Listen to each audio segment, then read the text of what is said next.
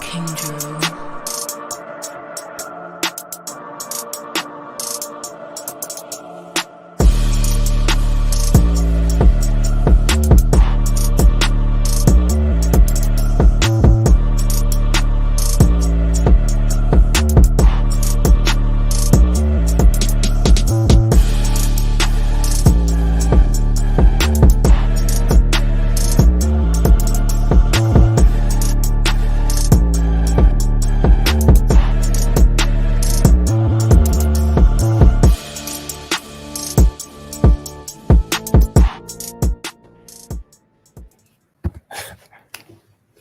Yeah. Yeah. What's going on, y'all? Welcome back to the episode. Oh, y'all voice is lit. Yes, sir. We lit today, man. Y'all voice is lit. Wi-Fi Welcome back lit. to another episode of the First and Foremost podcast. Hope everybody's having a great start to their week. And I know it is only Tuesday, but make sure you guys like, comment, and subscribe on all the YouTube handles, the Instagrams. You want to see more great content, get at us in our DMs. All of our social medias are right down there. Check them out. Check them out. But all right, man, I'm gonna start with the man with the biggest smile today. We got our first and foremost. I'm gonna go ahead and start with Bacon Network. What you got cooking for us today, man? And first off, how you feeling today? I'm good, man. I'm blessed and highly favored, man. We're fighting through a lot, but we're here today and we're smiling. So with that being said, Jerome, cue the screen for my first and foremost. Yeah, first and foremost, go mother blue. Let's go, man. Loving it. Loving it. Loving it. Loving it. They trying to hear about none of that. Twin. How you gonna steal my first and foremost? I said cue the screen. Oh, my bad. I thought you meant like. Nah, you good. It's all love. You was overzealous. Bro, like recruiting cycles don't go like this for me all the time, man. You're right. But I told it. You're right. I owe you one. So I won't talk no more. I'm gonna let you do your thing, brother. Good, you good, man. You good. It's all love, man. So with that being said, first and foremost of mine is Ice Cube confirms that the fourth Friday is finally in the works. You know what I'm saying? John Witherspoon has passed away, unfortunately. Chris Tucker no longer wants to play Smokey. Hopefully we have DC Young Fly filling in for that position. So Craig may be back. Maybe his son O'Shea from that's the game. But his son, let me read this caption per World Star. According to reports, reveal Flavor Flav video shared the fourth Friday. Warner Bros. My man Mike DeLuca, who used to be in the new Players Club. So we'll have to see who's going to be in it. Flavor Flav is in the movie. That'd be interesting. But a lot of cast members have passed from the original Friday, even though they do use different people in the preceding Fridays from the original. But nonetheless, this is big news. I think everybody loves the Friday Saga. If you have seen it, it's definitely a classic, not just a black classic. It's a classic movie. If you know the story, then you know the story. But yeah, that's my first and foremost. Jerome, I'll pass it to you, brother. I'm good. I thought I had to say. All right. What you got, Naj? Yeah, man, my first and foremost, man, got to be the big news for today, man. I was obviously out there. The surprise commitment of CJ Wilder. Obviously, we know he's a dog. Let me give him his proper due. It is absolutely insane and what he can do on the football field. Runs a sub 11 on the track field as well. Set personal PRs this year. Had over 1,400 plus yards receiving this year. 14 touchdowns. He's the real deal, man. But man, I was kind of shocked. I was shocked that he chose Florida State. I thought easily might have been Georgia or LSU. It was a lot of Georgia recruiting guys there and things like that. So that was a shocker. But nonetheless, man, I'm happy for him. It was a cool recruitment. Probably one of my biggest ones. Being able to get one of the top players in the nation invited me out. So shout out to him. Shout out to his pops, Chuck Wiley, for allowing me to come and do it as well. But yeah, that's one of my big ones. But it makes sense. Florida State has been producing that wide receiver spot pretty good in the NFL recently. Johnny Wilson, obviously Keon Coleman. So they've been producing at that position. But I think it took a couple people by surprise to see him kind of go there. 100%. I assumed he was gonna go to LSU because that's where his pops went. But FSU. They did just get Juju win from Greene County. So, maybe, what I'm saying? I like Juju, what I'm saying? The top 50 player. So shout out to Coach Norvell and the Florida State staff for pulling another blue chip recruit off. Sure. Yeah, man. Right, man. It's a good pickup for them. Like you said, I think most people are surprised about it. I think everybody's kind of leaning toward Georgia a little bit, but hey, man, sometimes we'll see how this goes because we've seen players flip and stuff like that before. But if that's what he really wanted and that's what he really wanted to start, all kudos to him, man. I applaud him for not going the traditional route and going with what everybody else thinks and stuff like that. And that's what he really wanted, and that's what he really liked, and he was really so comfortable with it. I have no complaints about it, man. Do what you want. Still really good school. Fill in some holes that they got on FSU. So, what do you think, brother? Most definitely. I think that with this recent commitment, I think this has FSU in the top 30. No, in the top 70s. It's real low. Yeah, I think it was either 27 or 70s. Yeah, so what I'm saying? It's a long recruiting cycle for the 25. So what I'm saying? It's green pastures are ahead. No doubt about it, man. So that's going to conclude, obviously, the first and foremost. That's the latest we got as well. What's up, Will? What's up, Will? Definitely doing some work. He's definitely in his kitchen. Yeah, cooking it up, man. Cooking it up. We'll see if we can obviously keep it. Obviously, CJ looks locked in, but we've seen Kirby poach a little bit and do his thing and flip KJ Bolden, if you guys don't remember last year. And everyone thought, okay, he's locked and loaded with Florida State.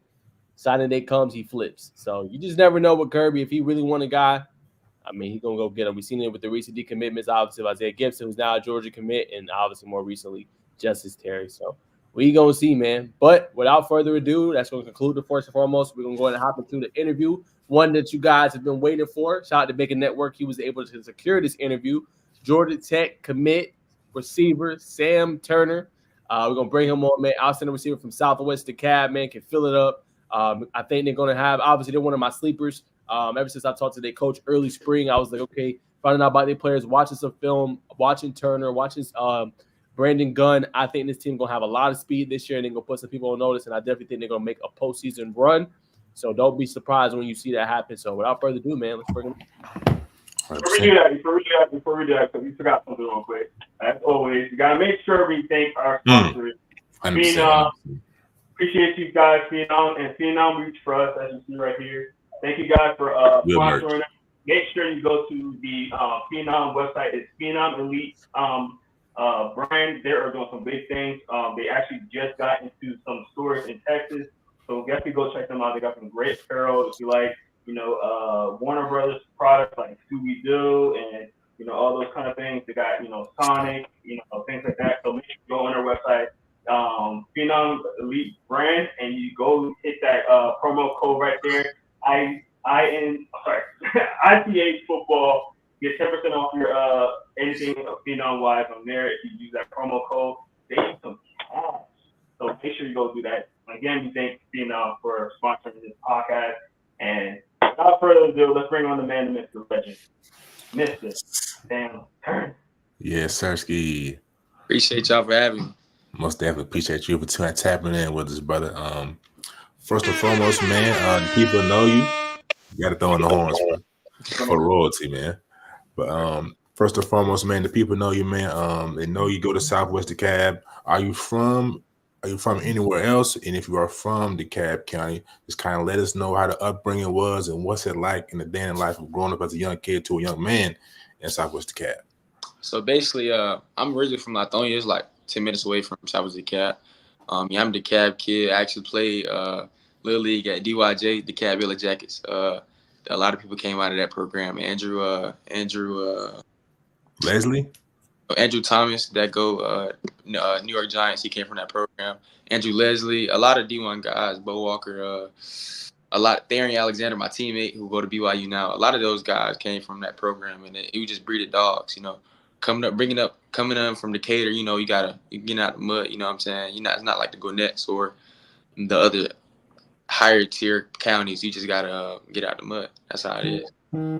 100%. Decatur West, greater man. First thing, I think if anybody looking at your Twitter profile, probably even your any social media profile, man, you know what I'm saying, you're big on your faith, man. So just talk a little bit about how that upbringing came up in you. So yeah, I was raised in the church. My faith really haven't started until about last year, like strongly. You know, my mom got into a terrible accident and basically just had to lean on my faith out my back against the wall, and my God brought me out of that situation, and I've been committed ever since. For sure. Now, what is your favorite Bible verse? Go ahead. I would say the Lord is my rock, my fortress, and my deliverer. You know, He all those three for me. So that's my favorite. Most definitely. 18:2. Say it again. I'm sorry. That's Psalms 18:2. Psalms 18:2 for sure. Now, pregame, man, you know what I'm saying? Is there a verse you kind of read, kind of, you know what I'm saying, settle you down when you know what I'm saying, kind of emotions are running high? Actually, pregame, I actually listen to like R&B music, like SZA, stuff like that, to calm my nerves down. Sometimes you can get too anxious and, you know, you try to overthink, but I need my body to calm down, and then I'll be all right. Most definitely. Now, when you were a young boy, obviously you started playing football when you were young. When did you realize that you was him? Everybody know that I'm him. Actually, like, football wasn't my first love. I started off basketball, baseball kid, so I'd say probably mine at like 10th grade, my ninth grade year, because I was actually, my ninth grade year, I kind of figured I can take this and make money with it. For sure. Now, being a tri-sport athlete, if I'm not mistaken, you said baseball, basketball, now and football, playing those three different sports, how did those sports better mold you into a better athlete? So I started off baseball first, and that kind of helped me with my hand-eye coordination and just be able to track the ball, because I was a catcher and I played outfield, so that kind of gave me advantage already for football. And also with basketball, it works with your footwork and quickness off the ball, like jab steps, so it helped me releases and stuff like that. So it was good. Most definitely, brother. Now I got to bring this up, man. I was watching your film a lot closely last night, and for some reason I said, man, this kid really reminds me of Chad, man. Just the footwork to get off and the toe tap catches really what sold me. So, have you watched any Chad Ochocinco? Actually, I haven't. I need to watch that. Thank you for saying that, but I'm gonna tap in with him now that you said that. For sure. Last question for me, and I'll send it to either Naj or Jerome. I thought I had it in my notes. Anyway, it's a thing that y'all do at Southwest Academy. You was chosen to do, you was chosen to speak at it. I can't remember what it was. Yeah. Go ahead. So basically, the district and the CAB, they come around all the schools and see what they can improve. And basically, I'm associated with body, and I was basically speaking for my student body and what the district can do to help us excel more at the CAB. So what did it mean to you to be chosen for that position, and what is your vision to better improve Southwest DeKalb school system or the Southwest DeKalb as a whole?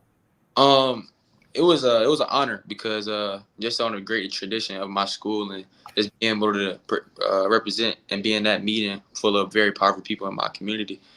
And things I said we could prove on, we could just prove on more like stadium lights, and so we don't have to practice in the dark. The small stuff like that can help us on our programs excel, more like locker rooms, have more locker rooms like the Gwinnett counties and stuff like that. Just improving, putting more money into our program so we can excel. Y'all practice in the dark, man. So yeah. How do y'all deal with that? Just you saying, how you can't see too well? Nah, I mean sometimes you can get the truck, the coach to put the truck turn lights on, but right. Classic. Yeah, so stuff like that. But we work through it though. For sure. Last thing, brother, I promise you, I'm pass it to the guys, man. Obviously, well spoken, man. And I saw a video on your Twitter, man. You gave some inspirational words to student body as well as parents. Where did you cultivate, this natural speaking ability?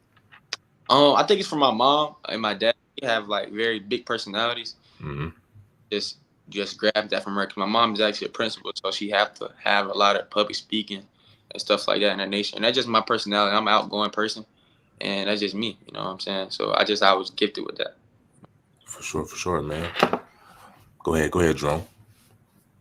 Hey, Sam. Appreciate you getting on like always, man. Tell us a little bit about stuff with the Cobb for people that don't know about stuff with the Cobb like that. You know, there's always the few teams in Georgia that everybody talks about. You know, you got the Douglas Counties, the Carrolltons, the Graysons, but nobody talks about stuff with the Cobb.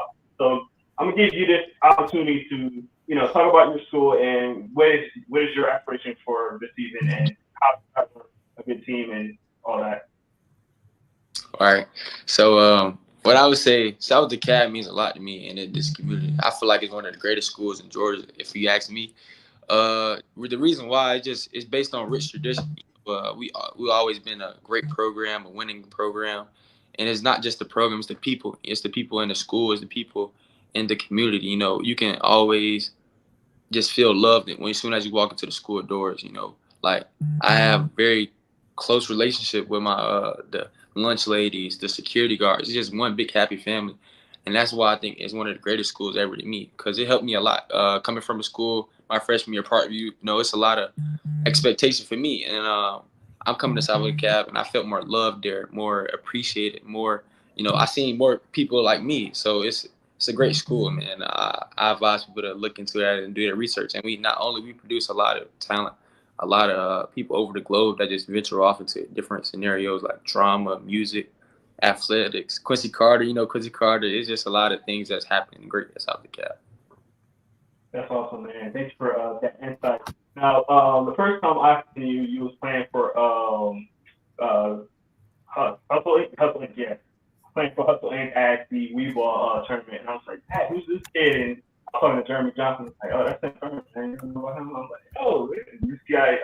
First thing I noticed popped off the board was your size, man. Tell us a little bit about how your size helps you out as playing. I'm sorry, like you kind of go in and out. Say it one more time. No, I'm saying, tell us a little bit about your size and how your size kind of help you out as a receiver. My style. Your size. Size, your body, your frame.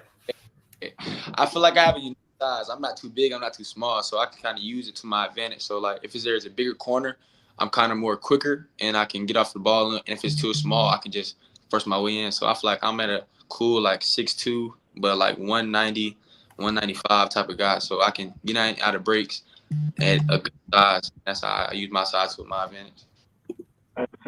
Now, they can kind of talk about your toe tap abilities, and I noticed that as well. What's some of your best attributes you think you have? In my game, like I have a great catch radius. If the ball near me, I can get the ball, and also obviously I can get in and out of breaks quick. So if I got you, I got you. You know what I'm saying? That's kind of one thing I love about my game and my releases. 100%. Now, go back to Hustle Inc., man. We've been following Hustle Inc. for a couple of years now. What is it about that program that you like? And talk to us about, you know, all the coaches and everything that kind of help you guys out. Because you got plenty of great coaches that are helping you guys out. The Hustle Inc. Tell us a little about them and their program. Yes, sir. So this was actually my first year playing for Hustle Inc. But my first year went amazing. Starting with Coach Ballard. And this offensive schemes, offensive minded, like he's a mastermind, and just basically the development they have, practicing with them, and just also just having that competition beside you. You know, it pushes your game up. I love the way they treat you there, and it's just it's a great program to learn and compete from. You know what I'm saying? And you learn a lot from Coach Ballard. His offensive schemes, his way to tell you how to read the zones and coverages and stuff. He is no better 7-on-7 in the state of Georgia right now. Definitely. Last question. Tell us a little bit about Coach Ballard, man, because you know I know him personally. You know, he comes off as a really tough coach, but man, he's a great guy. Tell us a little about him and how he helped you out. So I would say Coach Ballard is he's a great guy, great coach, great mentor. You can call him about anything, but he also he coaches you hard, and it's a love hard, like it's tough skin hard, you know. There's some things that you learn from that you keep for a lifetime. So I can call him about anything, sports or not, and he just give me great advice every time. He's just a great coach, great guy, and I love Coach Ballard. Shout out to Coach Ballard. Yeah, man. So obviously Jerome asked you a little bit about Southwest DeKalb. So I'm gonna throw it back to that topic. I want you to put us on some games, Sam. Tell us about some guys that people sleeping on with Southwest Decatur. Gonna have a big year this year for y'all. For us, I'm gonna start off offensive side of the ball. Like my receiver core this year is amazing. Like I would say last year it was kind of just me and a couple other guys, but we have a solid receiver core. So I would say Tyron Essex, he's a 6'3", probably 185 receiver. We have Jordan Christie, very explosive guy.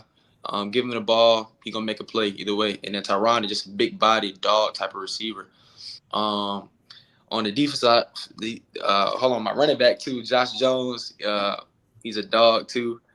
And then let's go to defense. Defense, Brandon Gunn. We iron sharpens iron every day with this guy. He a dog. He'll get you. He'll fill in the gap. He's a football connoisseur. IQ is off the top of the roof, man. Like me and him go at it every day at practice. And I would say Cameron Bell. He's another type of guy that's gonna be pretty good this year. And Murphy is a D tackle for us. He probably like 6'1", solid. He's gonna be pretty good. There's a couple guys that you gotta look out for. Remember I told you that first. We're gonna come back to it. I'm definitely gonna remember, Sam. That's why I asked. I always like to ask players I interview, man, put me on some game with some guys to watch for your team. So I got you. But stay tuned for that receiver core. We're gonna show something. I don't think nobody can stop us in the state of Georgia right now. I love that question. I always get good responses. All right, Sam, let me ask you this, man. So obviously Coach Bell comes over, right? First year, obviously has some great players like yourself and Terry Alexander. What do you think has been different this year, if you had to say? Obviously, I know Coach Bell was implementing the scheme and things like that and getting you guys for the first time, but what it feels like whenever I seen y'all at Georgia Tech 707, it seems like the aura around y'all team is different. If you had to describe that or just say what's different this year, what would you say? Okay, so basically we had a lot of seniors last year, but they was kind of still on the old coach's style and old coach's scheme. You know what I'm saying? So Coach Bell those seniors are out now, and it's Coach Bell era now. So we and just trusting the process and just listening to principles, and it's kind of turned us to a more of a dog mindset, and turning us into another team, a different team, and it will show on Friday night, starting August 16th against Carver. Speaking of that schedule, Sam, is there any games? I know obviously one game at a time. I know how cliche, the mantra is, but is there any game like, man, you kind of like licking your chops at like, yo, I can't wait to go up against that dude. I can't wait to go up against that team and just, continue to show my talents. Any games caught your eye for next year? I would love to go to I'm love going against Carver. It's our first game. It's at Lakeside. It's gonna be like battle of the cities. Decatur. So it's a good and it's a cornerback over there. His name we call him Red, but his name like Latavius. He's pretty good, and I'm looking forward to playing against him. That's 100%. If you had to say, Sam, is there anybody you kind of model your game after you like to watch kind of collegiately or NFL that you like to just take bits and pieces from, watch some YouTube film on and add it to your game? One receiver that I really like is Calvin Ridley. That's a very receiver that I really love. Like his stride length, how he get out his breaks. He kind of underrated, but that's I would say Keelan Allen, how his deception. He's not the fastest guy, but he can make something too also. And also Marvin Harrison recently. I just love his film, love his body control, in and out of breaks, releases. He's just an overall great receiver, and I'm trying to model my game after him. Gotcha. Now, I don't reveal too many of your tricks, Sam, but what's your training kind of like, man? I know some receivers train on sand, you know what I'm saying? Some receivers be on the field. Some receivers train in dirt. Like, what's kind of your training thing kind of look like for you? So I trained with this guy. His name's Steve Stroman. He actually trained a couple receivers like Mac Matthews and just receivers like that. And we go into a tense. We do a lot of fundamental stuff. He's big on fundamentals. So he just in and out of breaks. That's his biggest thing. Because at the next level, you want to get in and out of breaks so you can become open because it's bigger, faster. DBs on you, and also releases. Stuff like that. But that's my guy, and he's working us very good right now. I've heard that name, Coach Stroh, a lot. I heard that he's pretty legit. Yeah, he's the best trainer in the city to me. You know what I'm saying? That's legit. Over at Shiloh, man. So if you're trying to get trained in the wide receiver, y'all go give him a follow at Coach Stroh, man. He's the real deal.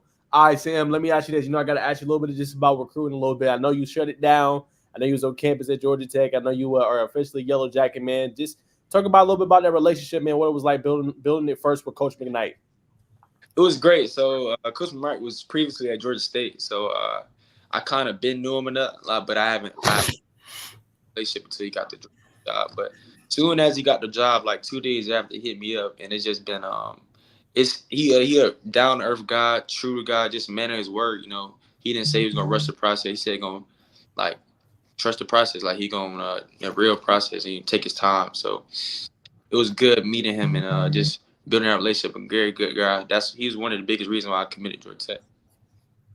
And then for you, talk a little bit about the relationship with Coach Key. I was there. I know you were chilling, and Coach Key come right over. He like, yo, let me go talk to Sam, and he came and talked to you. And I felt like he only did that with certain people when he was there. So talk about the relationship with just Coach Key. Just how's that? Coach Key is a funny guy, but I love his coach. I love how he coach. I love how he just run things. Coming from being under Nick Saban, you know, you have the same standard that he has, so he learns a lot. And he's an open-minded coach. He's not just a hard-nosed, but it's his way, though. You know what I'm saying? I just love how he run his program and how Georgia Tech is going to be in the future. Starting against FSU in Ireland. You know what I'm saying? Yeah, exactly. Speaking of real quick, and I'm going to throw it back to the guys. I got two more. I want to ask you, Sam, what's your thoughts on this 25 class that Georgia Tech is putting together? I mean, 19 commitments, top 15 across most people's board. What's your thoughts, man? They're getting so many guys. And what I like about it, too, Sam, they're getting particular guys that can fit their scheme in their team, and they're really blowing it away. So what's your thoughts on that? So basically, Coach Key was his main thing this year was basically like staying homegrown, you know, getting the Atlanta kids, the Atlanta guys, and people is building his team off great individual on and off the field, and we just doing that now. And when you like genuine and people like that, and the people that's there, Georgia Tech is something special about them that you can sense when you visit there. Because I didn't even know I was gonna commit that weekend, but the thing they showed me, the things of being a Tech man, is just like I couldn't turn it down. It's an opportunity of a lifetime, and I love it.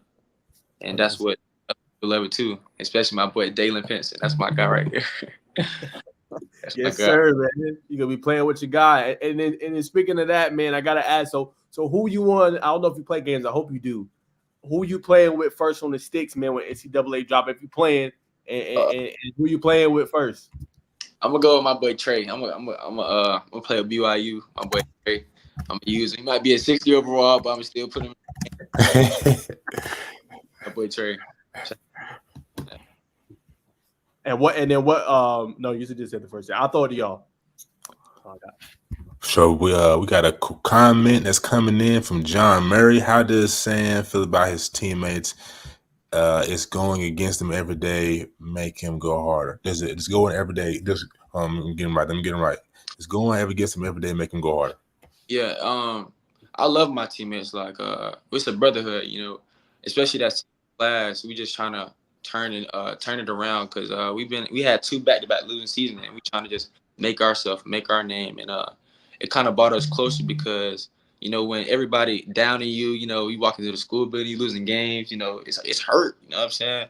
But that's when you have your brother to lean on, have your brother talk at night, you know what I'm saying? It's bigger than football at this point. I feel like if my brother's struggling, like with anything, I can talk to them with it, you know what I'm saying? But as the practice goes, iron sharpen iron, it's a dog eat dog world in practice, you know what I'm saying? It's competitive nature every practice. Like me and Brandon, because like it was me, Trey, and Brandon. We caught I love code 1186, but me and Brandon and Cam Bell, we go at it every day. We might even stay out of practice 15, 20 minutes, just keep doing ones, and it honestly works on the field, and it's showing.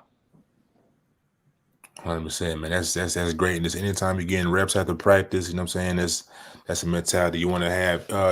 You just said practice is a dog eat dog world. How does that mentality translate into real life for you? You know what I'm saying? Prepare you for after high school and college and after college. It's just my parents always instilled in me like nothing is never going to be given to you. You have to earn everything you get.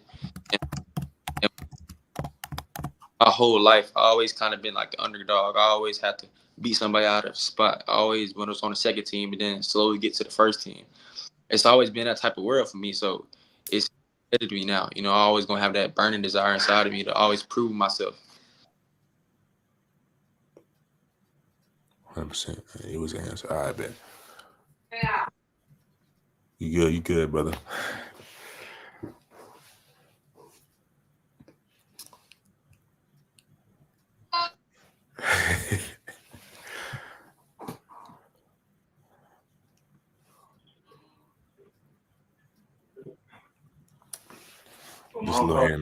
Just a little intermission for we good. For sure. Let's see. All right, brother. So you talked about having a battle against adversity from a good part of your life. You know what I'm saying? How is if I'm asking the same question, forgive me. How is that? You know what I'm saying? How does adversity prepare, you know what I'm saying, just the average human being for success? In today's world, it can kind of be, it's a little soft, I'm not gonna lie, you know what I'm saying? Just speak a little bit again about adversity and overcoming it. Oh yeah, like I said again, I've been doing it my whole life, so it's always giving me that chip on my shoulder just to push myself to the highest limit I can push myself, and that it kind of worked out. You know, it's just always not looking at right now, looking at what the result will be if you keep working. 100%. And building off that again, who is somebody, a DB don't have to be on the team, could be somebody who go up against 7-on-7 or during the regular season. Who is somebody that provides a constant, consistent competition at the DB position for you? It's a lot of guys. Well, I would say, like I said, Trey. Yeah. Gunn.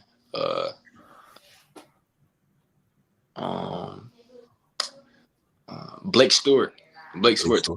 Be out of Hustle Inc. Out of Woodward Academy. Okay.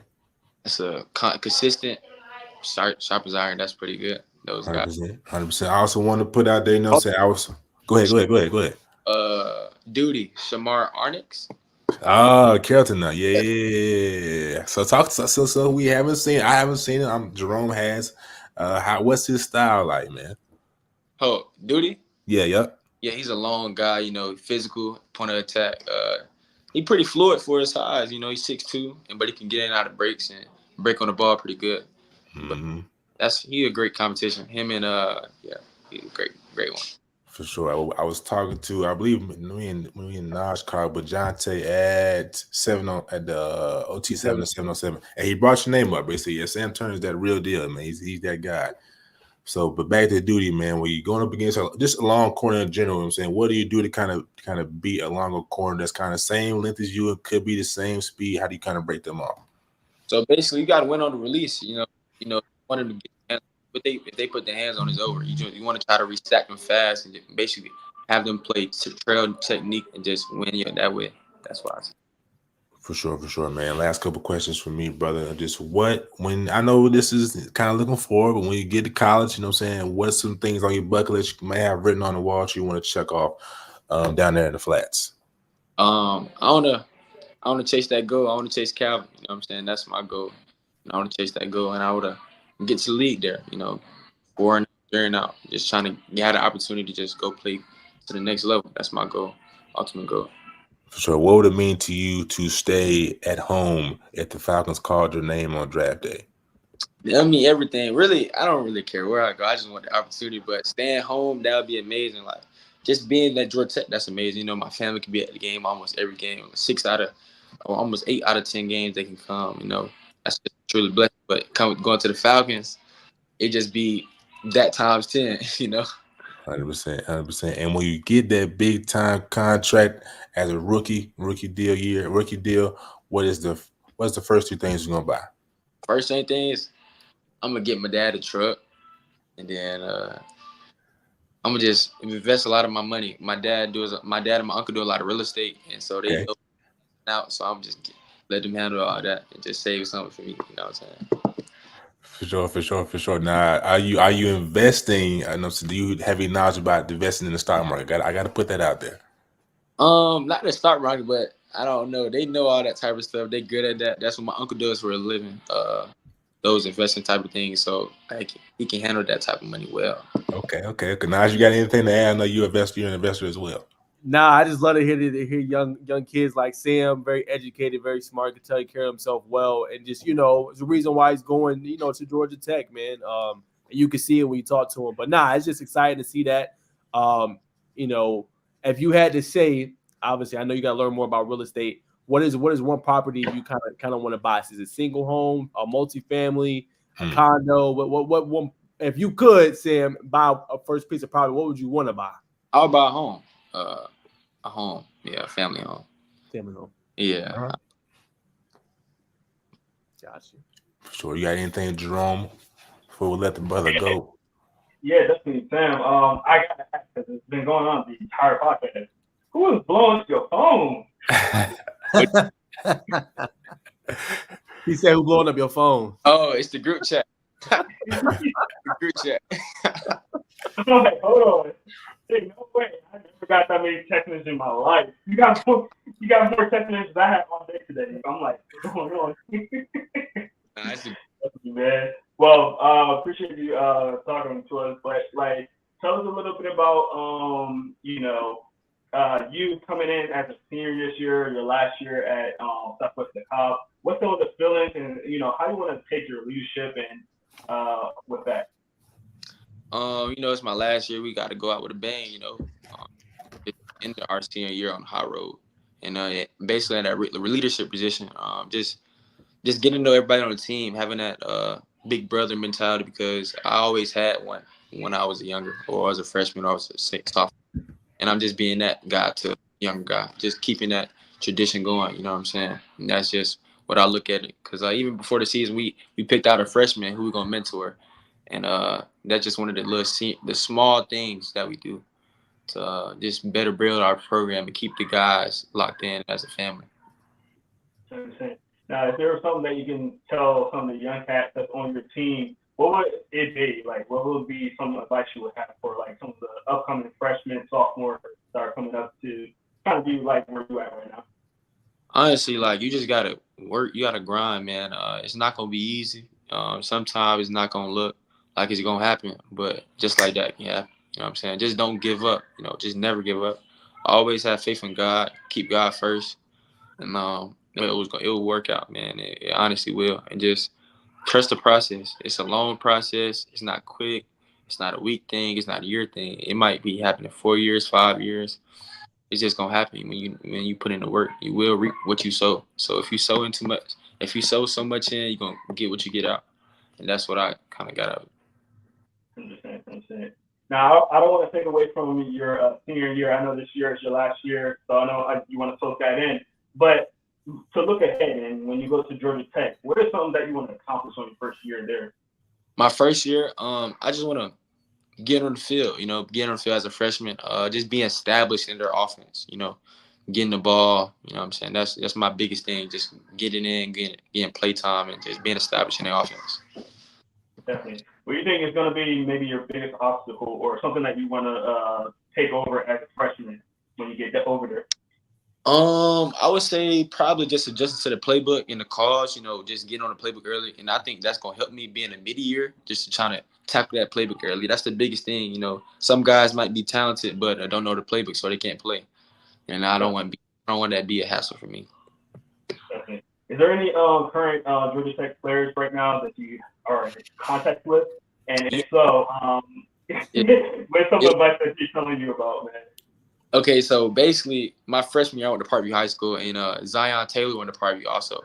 And, he was kind of that big brother to me. So I always talk to him. He always just telling me, like, when you get on that playbook, because that was one of his struggles, I get in the playbook and also have a routine, because in college, it's this, you have to be able to maintain. And that's what he's been telling me all the time. So that's my guy. Yeah, Zion Taylor. That's my guy. Zion. All right, I'm gonna ask some fun questions, and I'm gonna let Naj go from there. I like to ask these questions at the end. So, as far as teammates, man, who is the goofiest person on the team, man? I would say Tyron Essex. He is a clown.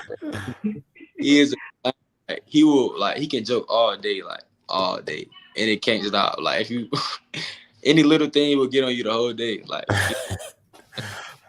all right. So who will be the hothead on the team? The one that's like always on the field, that's all serious, that's stoked. Who's that guy? Oh, serious. I would say Braylon. It's a transfer we just got. He always locked in, always have a serious face on. But he a good football player. He a good football player. 100%. Now, tell us, so far, what is the craziest pregame ritual that you've seen on your team? Like something somebody do that's just kind of weird and out of the blue. I haven't seen nothing crazy. So, yeah, I haven't seen nothing crazy. Do you have a tradition? No, I just like I said, my R&B music, and then before the game, I go to the right goal, the pylon. I pray. You know what I'm saying? That's just my routine, but that's it though. Definitely. Let's move on to the coaches. Who is the coach? The friendly coach, the one that's gonna be like everybody's buddy on the team. Who's that guy? Coach Carter, Quincy Carter, the quarterback. Yeah, he coached our QBs at Southwest, and he hilarious dude. You know, you can talk to him about anything, and he adjusts to us very good. You know what I'm saying? Can you give us an impression of him? Right. Like every time he be trying to throw still, you know, he like 50. Like every time he do a good throw, he be like, I got it. All right, that's funny. All right, who's the high head coach now?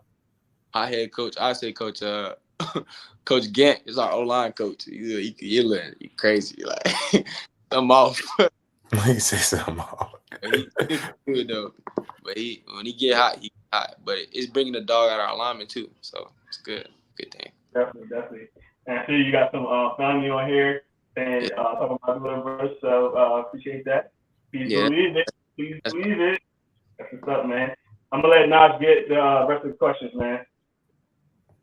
Yeah, last couple questions. Let you get out of here, Sam. I think we asked you about 2024. What are your goals you trying to accomplish in 2024? This season or yes, just that again? Yes, sir. Both this season in general. Yes, sir. Last year I was this close at 1,000 yards. I was 900. I was 100 away from almost like 90 away from 1,000 yards. So I got to get 1,400, 15 touchdowns. All state, first team all state, first team all county, AJC.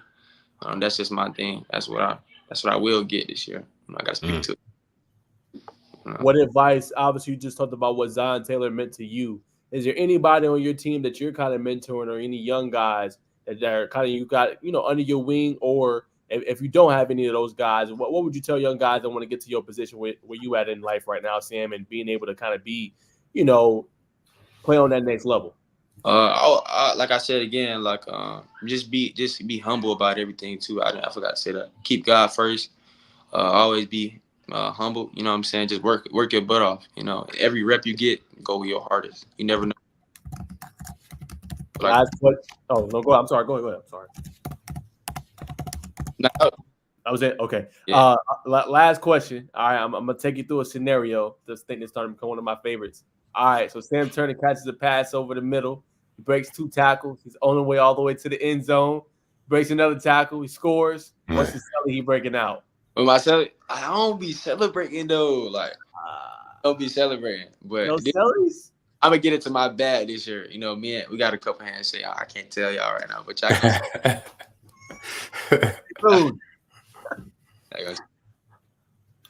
Yes, sir. Well, I thought about you, Baker. That's all I got. Sure, man. Last thing, brother. This saying or verse. This is just a saying. You had all over your Twitter, man, and it really spoke to me, brother. It says, "I see a lot. No man can stop what God has for me." At your age, man, do you have a specific idea of what God has for you, or is it always forever changing and always forever evolving? It's always God plan. You never know what that plan would be or where it started you. So I'm just trusting His will and having His way in my life, and just my path. You know what I'm saying? And so it's God's way. You know what I'm saying? Like no man, no person, no woman, no female can stop what God has for my life, and God has for your life. You know what I'm saying? That's kind of the mindset that I've been instilled for me by my parents and my pastor. And I kind of grasped that after the incident I told y'all about with my mother. 100%, man. He's a gentleman and a scholar, ladies and gentlemen, from Southwest DeKalb, man.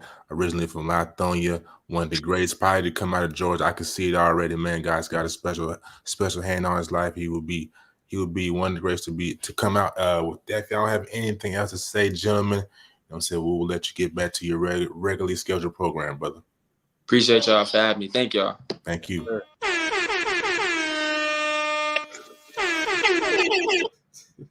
That horn is epic, bro. I can't. All right, y'all. So that concludes the interview. We got a couple football topics we're going to hit. If you guys did not know, it is a hot football topic week. So many commitments. I'm seeing so many all over. Osiris Gilbert committed to UConn. It's just so many had a big commitment today. It's just commitments crazy. So we're going to go and start with the one we seen, the notable one from this past weekend.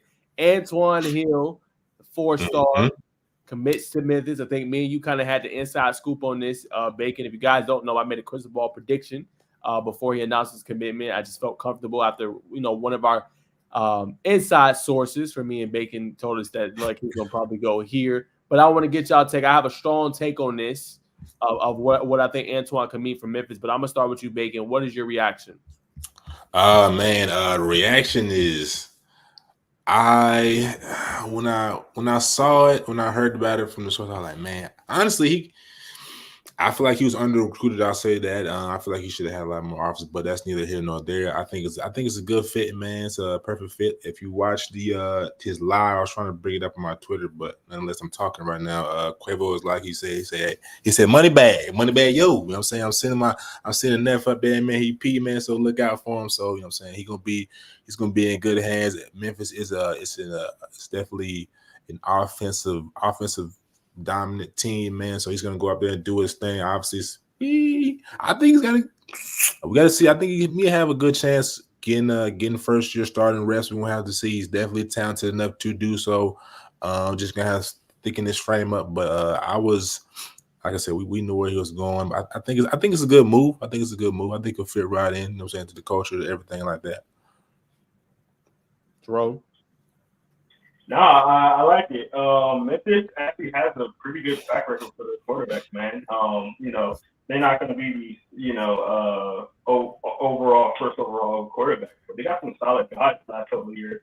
And I think the last 4 guys wound up in the NFL. I think it's the last 4, something like that. So, it's a good program for quarterbacks. If you're looking for quarterbacks and get them in there, have a solid, foundation in there and get them, I think it's a good program. The way their offense works is really tailored for the quarterback to succeed, man. And I like it. I think it's great for him, man. I have no issue with it. It's a good start for him. Yeah, for me, I think it has a big meaning behind it. I agree with Bacon that he was a little bit under recruited. I think he could be one of the best quarterbacks to come out of this 2025 class in the country, not just Georgia, but in the country. And I think he's going to show that. Now people are like, well, how is he underrated if he's a 4-star? You can still be underrated and be a 4-star, y'all. So I think that, and I think that's because you see the offers that he has. But I really think Antoine can be to Memphis what Lamar Jackson was to Louisville. Now, I'm not saying he's going to propel them to the college football playoff. That's not what I'm saying. I'm not saying that I don't think he can. But I'm talking about a guy that has that aura around him, a guy that ESPN, Fox, CBS, they're tuned in to watch him play. I think he can be that special. I think he can come in and start potentially as a freshman. I think he's just going to be able to capture the college football world, in my humble opinion, similar to what Lamar did. He ended up winning the Heisman Trophy, and he gave us some spectacular moments. I'll give you a couple. When he did against Florida State in that highly favored game that they were in at home and just absolutely throttled Florida State. I remember that like it was yesterday. That game, unfortunately, he lost to Deshaun Watson, but one of the best games in college football memory, I think. Going up head-to-head with them, they end up getting the game-winning pass. It gets so close. Like, he just marvelized, really, Lamar did for Louisville and got them really back in that national spotlight. And I really think that Antoine can do that. And I think he can get them in. I know some people say, well, that's a lot of pressure, but it just gives me that same kind of feeling I got when I watched Lamar. Like, wow, this kid can play. And it's not that he can't run. He can run as well. He's a great dual threat. Hopefully he'll use his legs more because he's special there. But man, in the pocket, you talk about a killer that can absolutely smoke you in the pocket. That's Antoine Hillman, and he's gotten way better than what he was before. And last year, he was good. He was really, I'll even say great. He's an elite now. I think one of the best in the country. And like someone said, it's a crime that he didn't get invited to the Elite 11. He should at least been in. Now, I know 2 Georgia quarterbacks got in. I get it. But he should have been the third one that got in there as well. He's that good. And I think he's going to show it this season when Houston County makes a run and they go pretty far with Coach Edwards. So that's my comparison. I want to get what y'all think real quick. Me comparing to Lamar Jackson, saying he can kind of galvanize and take over the college football landscape. What y'all think about that? I agree 100%. I think you broke it down very exquisitely, my friend. Someone that's a dual threat quarterback who can beat you with his legs and his arm accuracy is probably one of the best I've seen in a while. And to do it with not a great amount of weapons. And when I say that, not to discredit anybody on his team, but there's 2 other teams out there that we see that are highly touted. He doesn't have a lot of these electric weapons, and he still gets it done week in and week out. So yeah, I think I agree with you, brother. He's going to be Lamar Jackson. I think he may be a little bit better than Lamar just because of his natural arm talent and I could say accuracy. But I could definitely see some similarities. Possibly, like I said, putting Memphis, taking them to another level when they start breaking down and getting bigger rated athletes other than just 3 mid-low 4 stars. What about you, Jerome? Yeah, I don't know if he's going to be on the Lamar Jackson level as far as his skill set is different, and I think he's a better passer than Lamar at this point. That's his career, and that aspect. But the electricity that Lamar Jackson brought to that team was huge. Now, don't get me wrong. I think he could definitely change a team like a Memphis around. And I think that's what you kind of alluded to, knowledge in that aspect. But man, I think that Memphis really got one. I was just looking at the Memphis roster. They don't have much to work with right now, so he does have an opportunity to come in as a freshman and possibly start. And that might have been the intriguing part to him. Besides obviously the university and their coaches and stuff like that, but that might have been something that he has. Unless they get some kind of transfer that comes in, he got 4 current freshmen right now on the team and 1 senior that's probably not going to be on the team next year. Because I think he's already a 5-year season player. So he has an opportunity to come in, compete, as a freshman and really take the job over. I do think he can, once he does get the reins, though, he can definitely, change a program. And like I said, I think that's what Naj kind of alluding to, not on the same level as a Lamar, because, Lamar came in, and everybody knew who Lamar was. But in the sense of, changing the program and, being that guy, on a lower level kind of team, I think that he could definitely do what Lamar did for Luka for sure. Y'all see similarities between him and Shedeur. I know he was recruited by Colorado heavily, but I didn't say that just because of that. I can see that a little bit more. Yeah, I can see that a little bit more. Like skill set wise, yeah. Skill set, frame wise. You think? I don't know. You don't think so? I'm thinking. I could see it. I don't know. That was kind of hard for me. That's not a bad. That's not to say that's a bad comparison. It's just one that got me thinking a little bit. Like they kind of play similar. I might need to watch Shedeur a little bit more, to be honest, if I can give a full take on that. I do want to revisit this if you can. Making when the season goes. I did watch a little bit of Shedeur last year, but I have to say, let me watch more of Shedeur, and I could definitely tell you like this upcoming season. I'll be like, okay, yeah, Baker, you're right. Cause I feel like we're gonna talk a little bit about college football, obviously. 100%. Definitely gonna talk about the Buffs. Yeah. So yeah. Let's revisit that. I got to do my study on that for real. But good question. That got me thinking. 100%. Good topic. Yes, sir. But all right, we're gonna leave that one there. We're gonna keep it rolling. We're gonna react to CJ Wiley's commitment. I got the video, so I'm gonna play it. We shouldn't get no copyright issues. Jerome. This is my own video. So it should be good, hopefully. So we'll find out. So I'll share the screen with y'all boys. Because I think we all got hit. You're gonna be like, yeah, y'all stole that from Nazi. You're gonna be like, whoa, we on our podcast. Yeah, I think y'all got hit. I got hit upside the head. All right, man. So this is it. I just want to get our thoughts on thing. All that being said, I just want to see the University of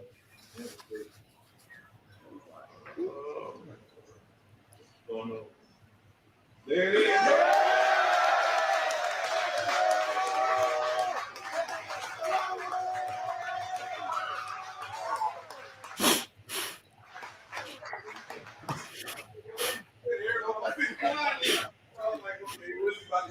But Florida State fantastic.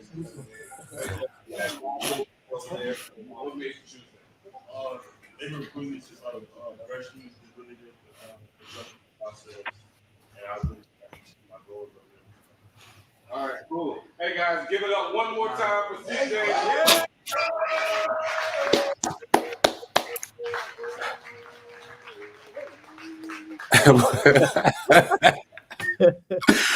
Well, there it is. So I was there before I get my take on being president. I did have some people hit me up asking me about the commitment. Is it valid? Yada yada. What's your thoughts on it, Naj? But I'm gonna have my boys go to answer this first. I'm gonna start with Jerome on this one.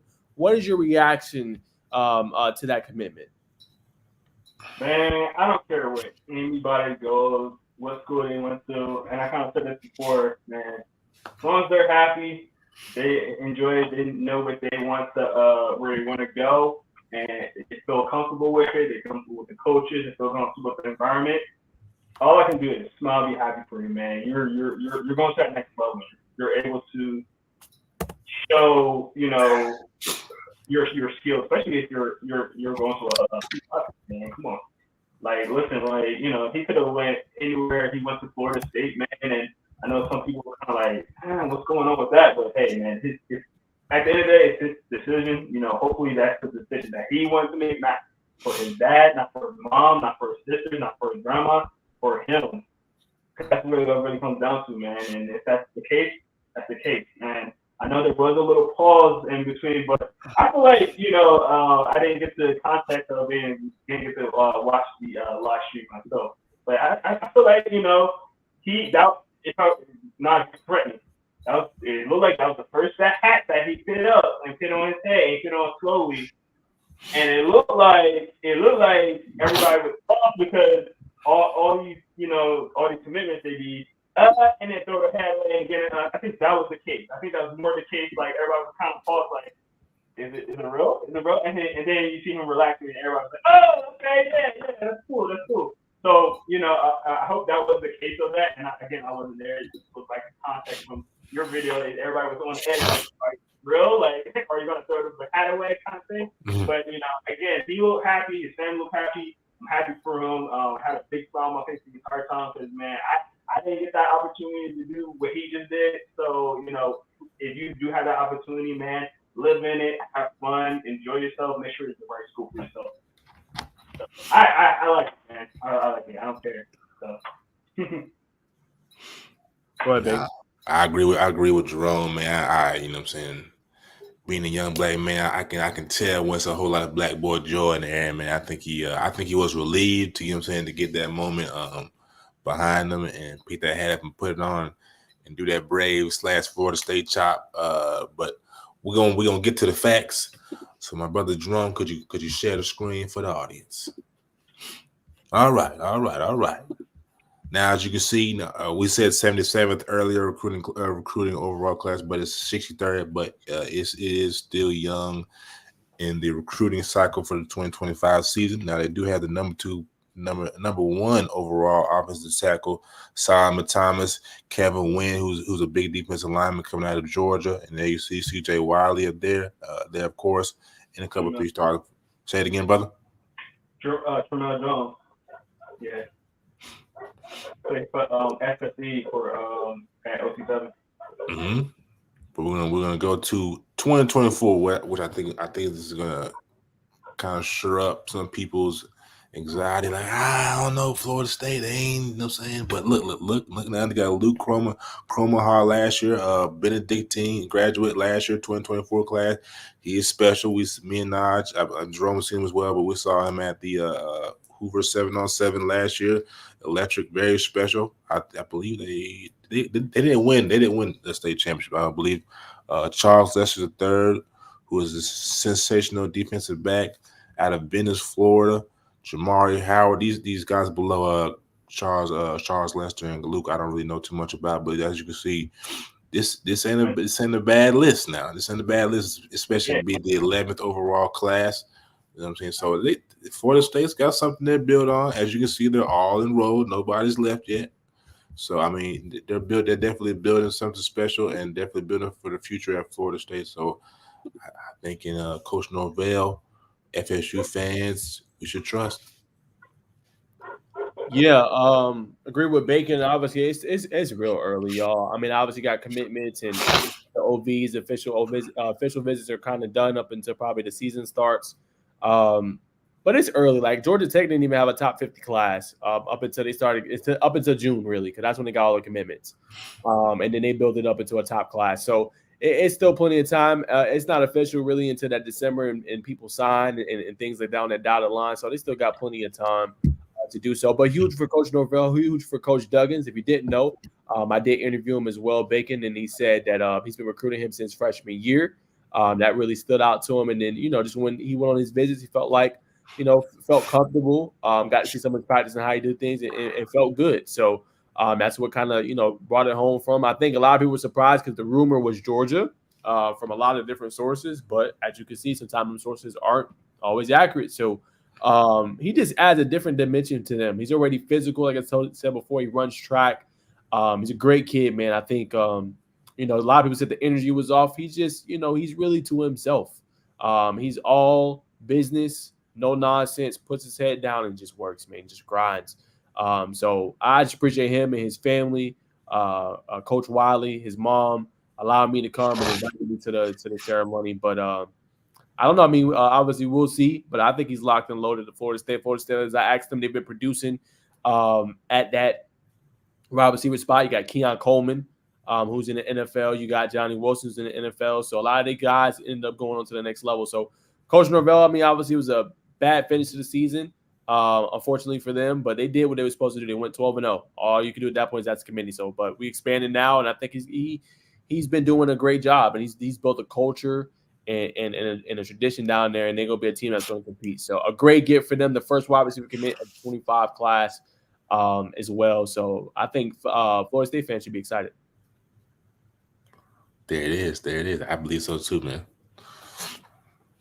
100%. All right, y'all. So we'll leave that there. We got a couple more. We'll talk real quick about Alpharetta. They just lost another player.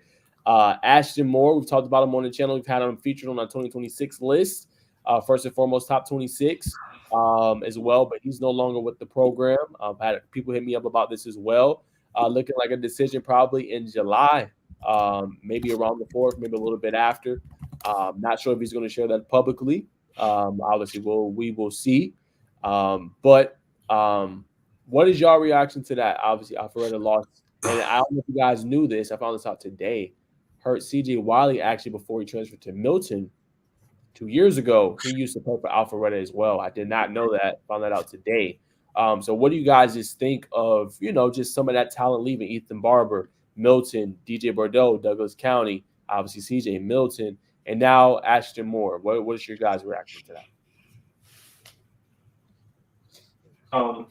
I just think it's the nature of how the transfer portal is being now. It's the Wild West right now, man. You can't rely on keeping somebody for some time, man. And I want to say it's not because of loyalty, because like situations and things like that. But you gotta think about it. If you're trying to build a program, you gotta make sure that program is sustainable. And keeping your guys there, understand like what you're trying to build. You gotta build a great culture. So I don't know a lot about Alpharetta, so I'm not trying to knock Alpharetta at all. But it is kind of interesting to see how they're losing on these players right now. So that's all I can say about it, really.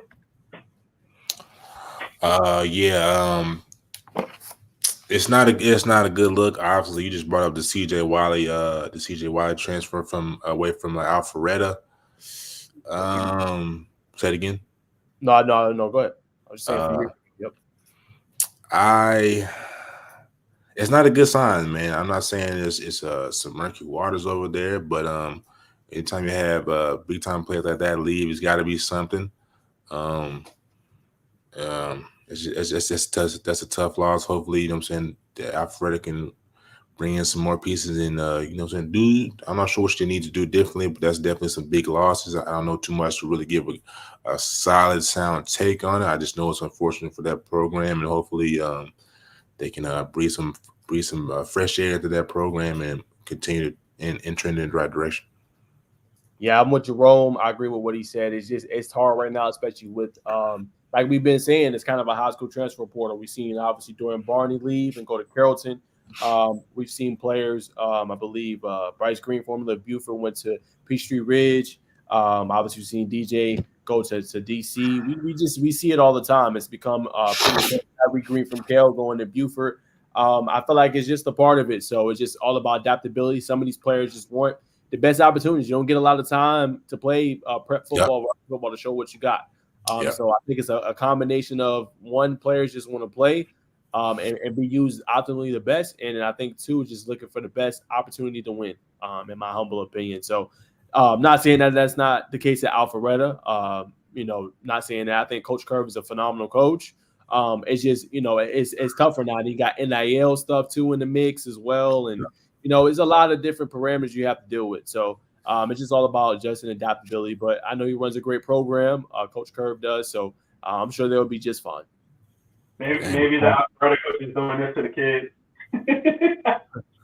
Hey, that's like a good fumbling drill to me. Got to hold that rocky. We'll spit it up.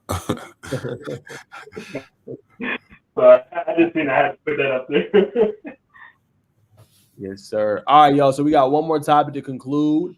Us hitting on the gridiron. So we're going to throw it to Bacon. He was there. So I wanted to get his thoughts on seeing Deuce Gerald. You got to see him line up at a bunch of different spots, playing a little bit of a tight end. Obviously, he's an elite defensive edge rusher.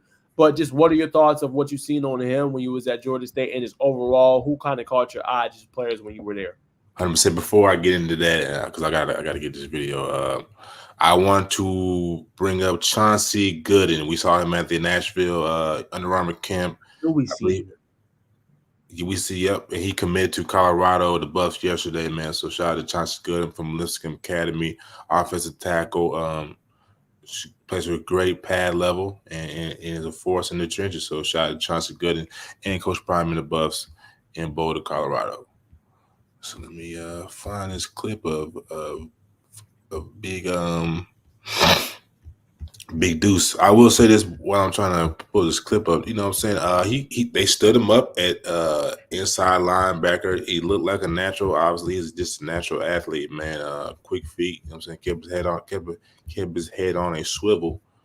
But yeah, you definitely don't want to run into that, probably like a Ray Lewis in high school. You know what I'm saying? You definitely don't want to run into that blindsided, whether it's a flag or not. It will knock your block off. So definitely stay aware. Here we go. I'm gonna share my screen, get this to the producer Jerome. Ladies and gentlemen, we will show you the magic that happened at Georgia State.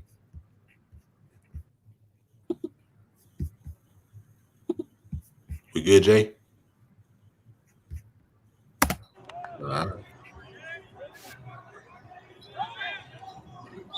I'm running back. Wish I could slow this down. You know what I'm saying? But obviously, he's playing a little zone here, passed him off. Like I said, this is natural. I mean, he's definitely had somebody teach him, you know what I'm saying, some technique. You know what I'm saying? But he's playing a little hook curl. Or just a little well. Say it again, Jerome. He's too big to be moving that well. Yeah, facts. Definitely too big to be moving that well. But I can say this natural athlete, you know what I'm saying, passed the defender off, came middle, came to his zone, you know what I'm saying? Obviously, the quarterback thought the better pass was deep down the middle, but he held his assignment. That's really the only clip I had of Deuce that day. It happened to be I was recording. What game was I recording? I was recording Heritage versus LaGrange. And I was kind of watching them because, you know what I'm saying, obviously I know Deuce is there. I know the athletes that have it conscious. So I was kind of turning back and forth. I said, okay, they got Deuce lined up at middle linebacker, outside linebacker today. Let's see what we're talking about. I might make a little play here. And I just thought when I captured it, I said, yeah, this is fire enough, man. Obviously, man, most people may not know he's playing, that they're lining him up, standing up. And then he looked, like I said, looked technically sound. So aside from Deuce, I don't know their names, but the DBs at Collins Hill, man, they Coach Adams from Cedar Grove. I believe he might be the DB coach. He looks like he's a DB coach. Matter of fact, I think he is a defensive back coach. He handpicked a couple of DBs from Cartersville, Collins Hill, even LaGrange. Or not LaGrange. Yeah, LaGrange. But specifically the DB that stood out to me was Collins Hill's DBs. Man, they were just, all of them were technically sound, flipping their hips fluid. Man, as you can see, the excitement I had, hopefully my assignment could really ooze through the screen and how proficient they were. So definitely keep an eye on their DBs, man. I believe one of them is a young buck underclassman. Dylan Barber from LaGrange looked well. That's a quarterback competition out there. But I spoke to him and said, yeah, we're just splitting reps today. Obviously, you know what I'm saying? Just a little spring 7-on-7 at Georgia State. Who else caught my attention? Obviously, Jerome Bettis Jr., if you've been following me on Instagram. He had a nice little double move against what school is that? Flint River. They did their thing, and I would say I can't remember his name. I think I put him in my notes. I was talking to Coach. My goodness, I forget his name. Coach Mann. I was talking to Coach Mann, but at New Manchester, they got a quarterback. I think he's a sophomore or junior, but apparently Texas been on his trail. And he's got a good ball, man. He's got a little ducking, a little landing, maybe a little bit of Landon Duckworth in him. Just be able to spin the ball, big arm. So he definitely stood out to me. Who else stood out? It's probably a few more. Actually, it was a young man on Flint Rivers team. I'm gonna get his clips up. I didn't get his name. He had locks, but he was very smooth. His routes, his transitions. He played solid defense, even though he did get beat by Jerome on his double move. He's an athlete. Probably, you know, I'm not gonna say what I think he could play. He could surprise us, but definitely an exceptional athlete at Flint River. So those were the athletes who stood out to me at the Georgia State 7v7 session. I only stayed for session 1, session 2. I do not know who came out in session 3. And I can't forget about Mr. Blackshear from Georgia. So I'll show his clips as well. He did his thing, and the quarterback. Oh my goodness! Hold on, man. I'm glad these names just popped into my mind.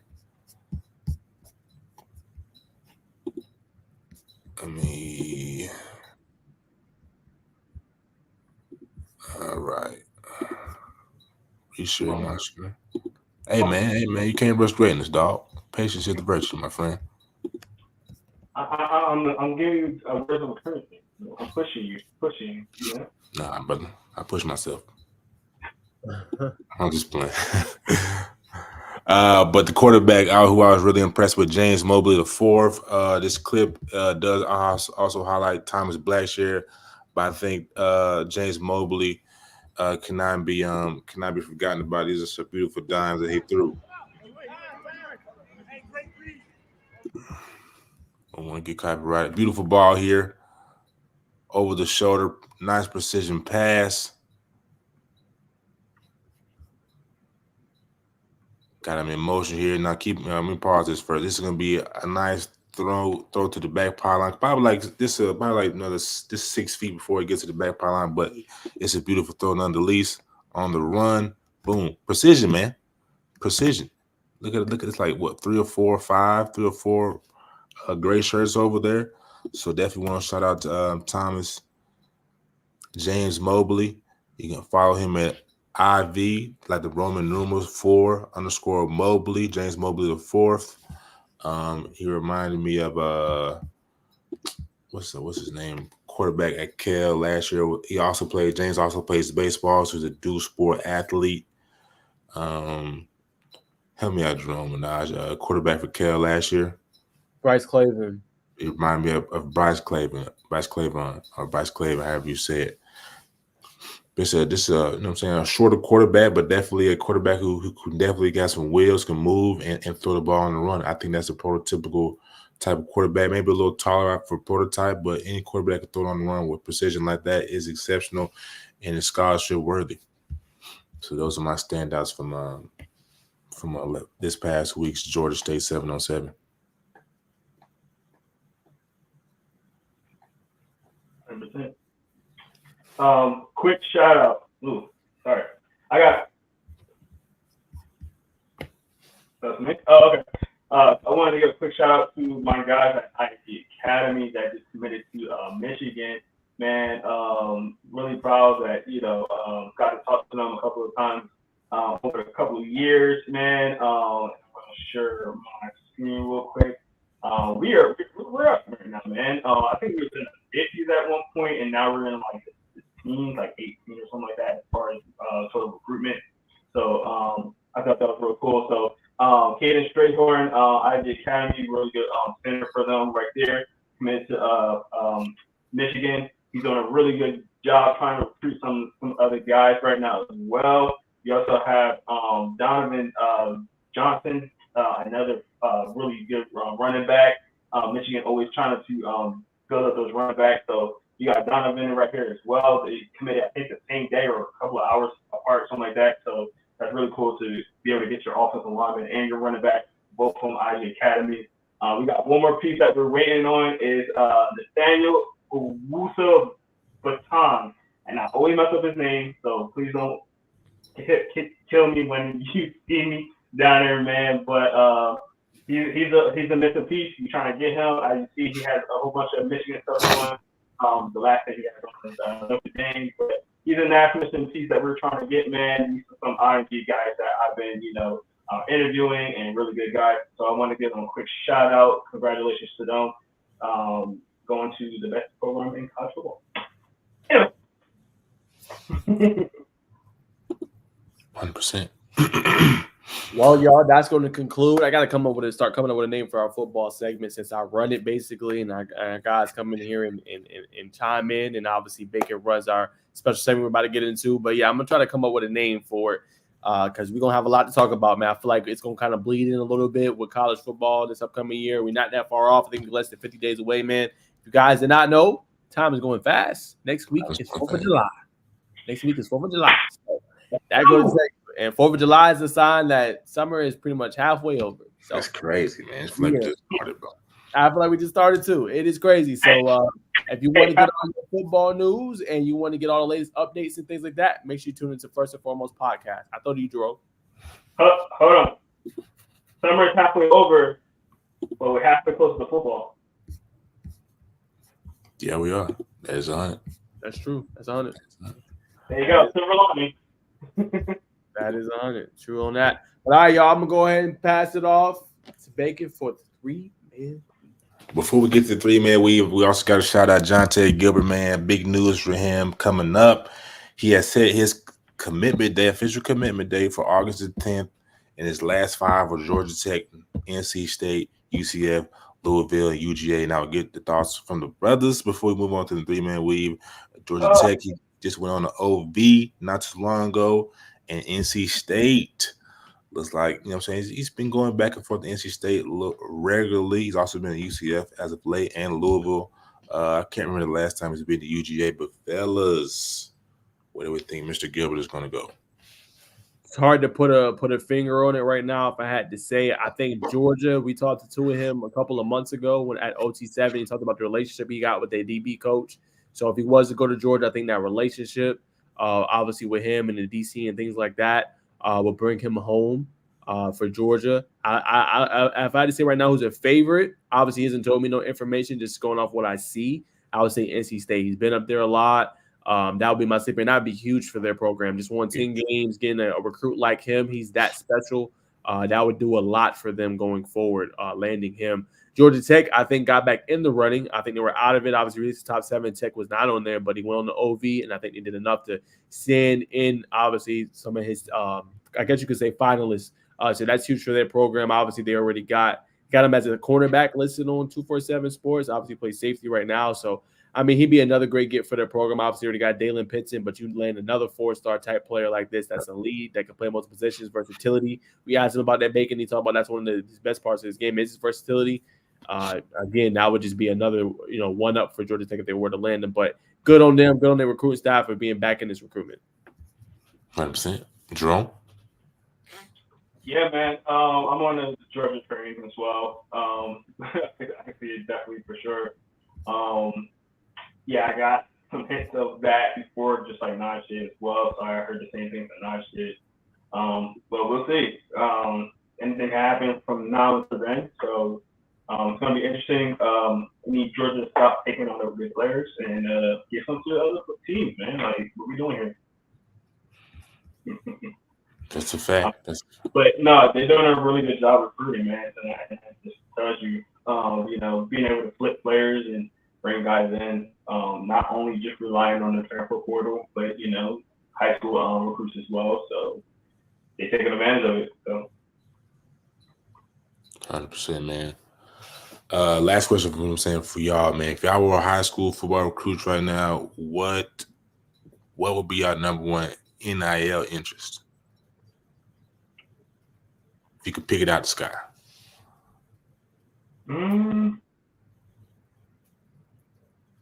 I don't know, to be honest. My dream, even like when I tell you a little backstory of me, just a little backstory of me. I put it to my football.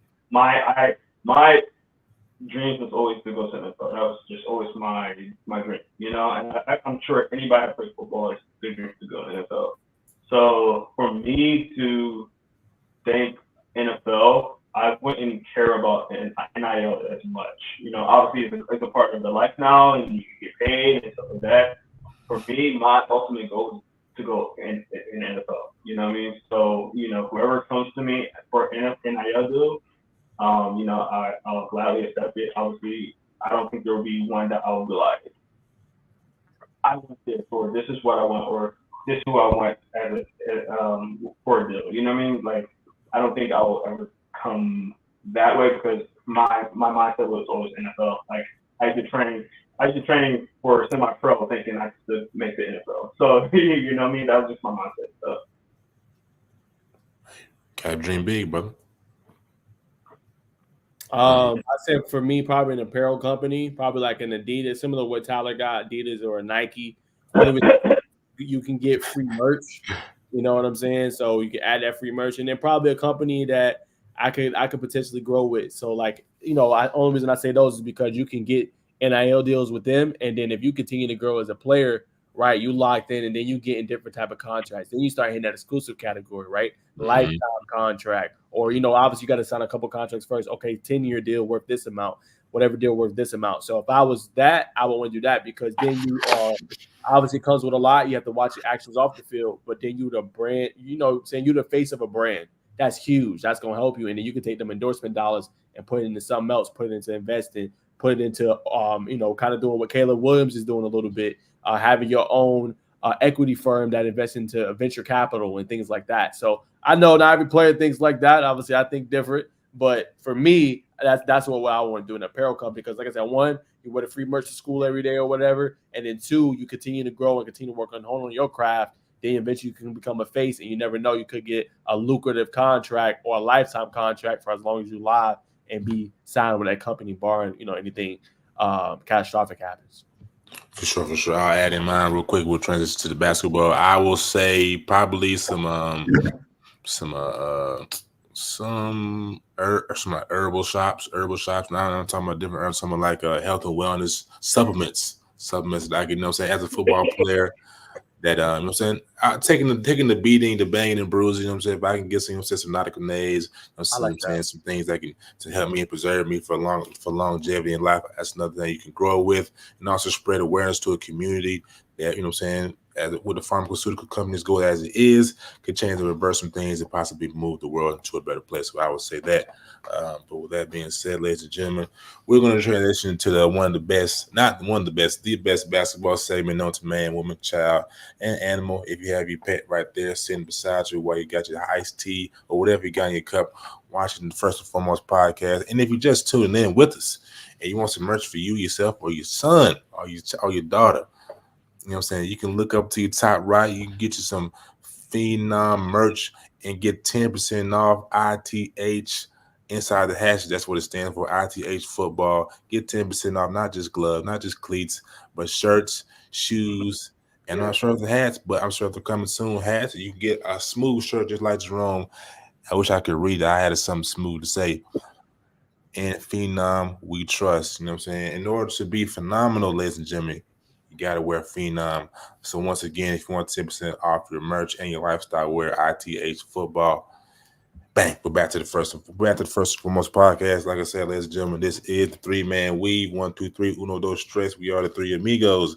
And first and foremost, on today's schedule, you know what I'm saying, we got to start with what's hot in the basketball world right now, man, the WNBA. And it seems like these two ladies are always at the headlines. We're going to start with somebody else, you know what I'm saying, so a name we don't always say first all the time, which is Caitlin Clark. But we're going to talk about Angel Reese first today, man. She is now, she just broke the record for double-doubles, I believe, in the game win versus the game win over the Mystics, if I'm not mistaken. Cheryl Swoops is there.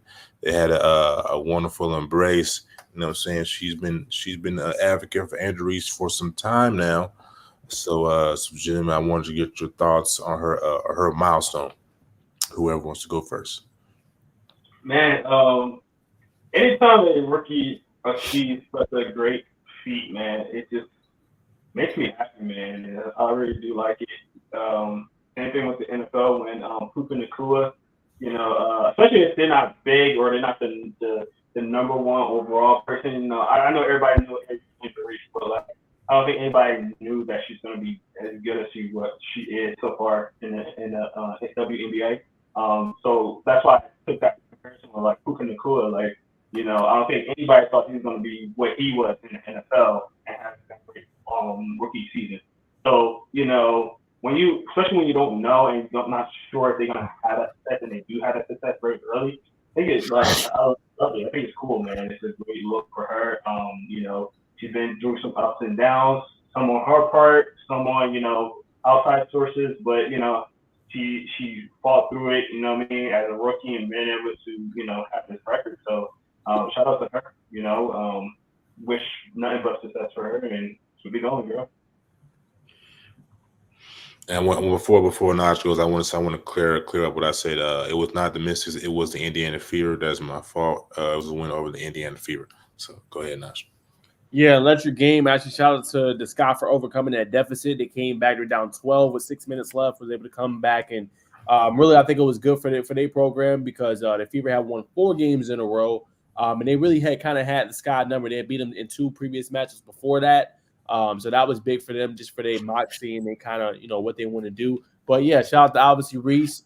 You can tell she's starting to have fun with it, and she said the post game, you can't teach that. You know, I'm a dog. You can't teach that. So obviously she's different. Not everybody's going to like her. Not everybody likes her personality, but she is true to herself. And I would continue to challenge her to do that and be true to her. And it's been paying off. She broke the record. Now has 8 double-doubles in consecutive games. And also scored a career high 25 points and grabbed 16 boards. So she was able to finally get it going. So shout out to, you know, her and that big win against them. And I feel like, you know, this is a game you got to always have kind of on national TV. I know they're young. I know obviously right now we got an electric game I'll talk about here in a second. But just going forward for WNBA, that's like a primetime game. I feel like Reese and Clark, not saying it's a rivalry. I know they both downplay it and things like that, but I think it's just that whenever they're on the court, it's must see. They don't always go at each other, but they just give us that kind of pizzazz and moxie and things you want to kind of see on the basketball court. Shout out to them. Caitlin Clark also set a franchise record with 13 assists. She's been getting a little bit better with her turnovers. Didn't shoot a lot, 5 for 11. So got to be a little bit better there. But the average price, and it goes back to my point I just said, Bacon and Jerome, $351 per ticket.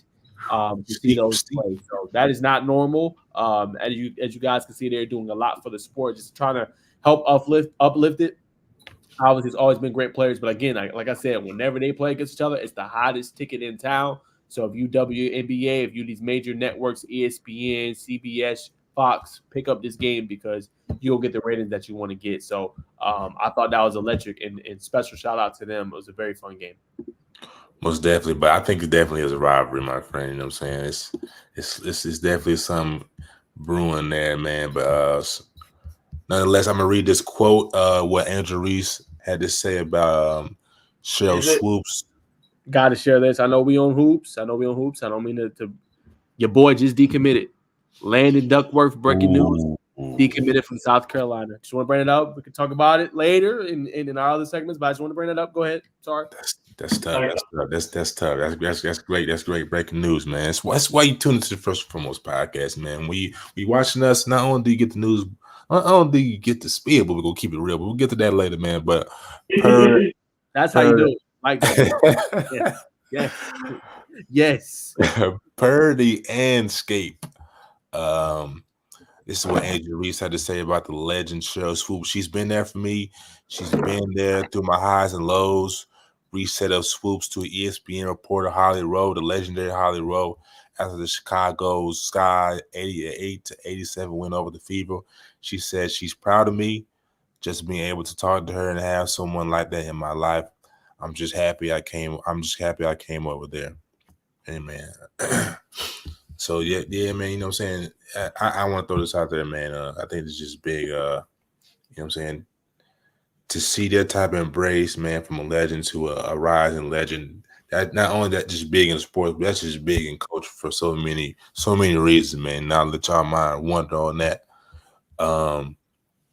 But yeah, so I'll go through these stats and I'll let Naj bring up the other game as well. Caitlin Clark, she had 17 points.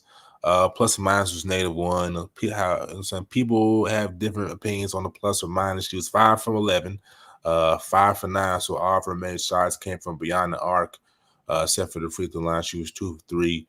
She had 6 rebounds. I think keep in mind, I believe she's only 5'11", maybe 6 foot. Let me double check here real quick. Hopefully my internet will speed up. She is 6 foot, so she's 6 foot. She grabbed 6 rebounds.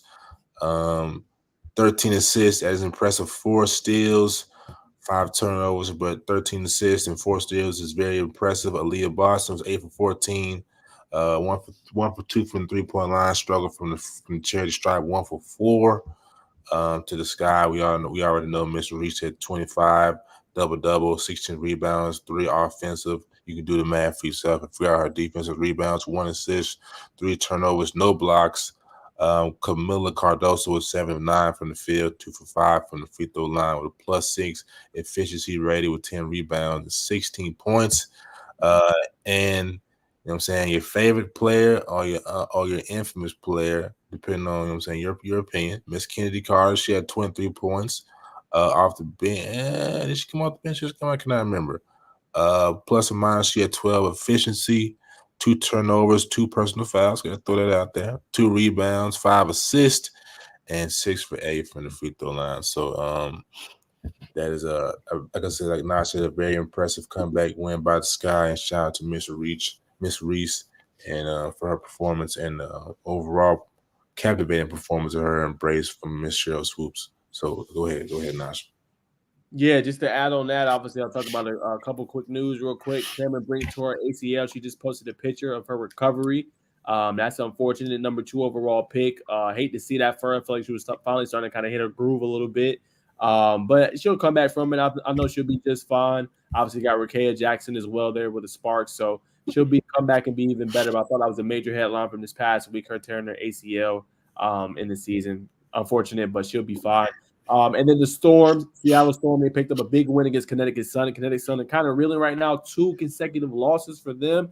72-61 win for the Storm. A great effort in that one. Storm had 5 players hit double figures in Ezzy Magabor, Jordan Horston, Nneka Ogwumike, Jewel Lloyd, and Skylar Diggins. So shout out to them, just getting it done in a multitude of ways, bunch of different scores and things like that. So wanted to give those girls a shout. We got a big game tonight as well as going on right now. I just took the score, and like we're in the third quarter, it's tied. Minnesota Lynx versus New York Liberty. Both are top teams in the WNBA or in the W so far this season. So a really big one between those two. Probably trying to catch the back half of those highlights of that game when the pod's over. But that is the latest I got. And it's starting to get really, really interesting. Like I said, Sky stopped that streak for Indiana Fever, who's 7-11 and not too far off 500. I feel like if you get towards 500 or a little bit better, definitely got a chance to get into the postseason this year. So all about hitting your shot at the right time. Still really early, but Seattle Storm and Minnesota Lynx and Liberty are all getting hot at the right time. First place Liberty. First place, yep. First place Liberty, yes, sir. And we also got to add in with that win, the Chicago Sky, that like Nachi, that put them in the 8th spot. So possibly that puts Angela Reese in the Rookie of the Year front runner position. We'll transition into our hometown, the Atlanta Dream, who've been up and down, man. Honestly, really more down as of late, losing to the New York Liberty 96-75 this past Sunday. Friday, as we know, they played in the State Farm Arena and got shellacked at 91-79. And then previous to that, they lost to the Lynx 68-55.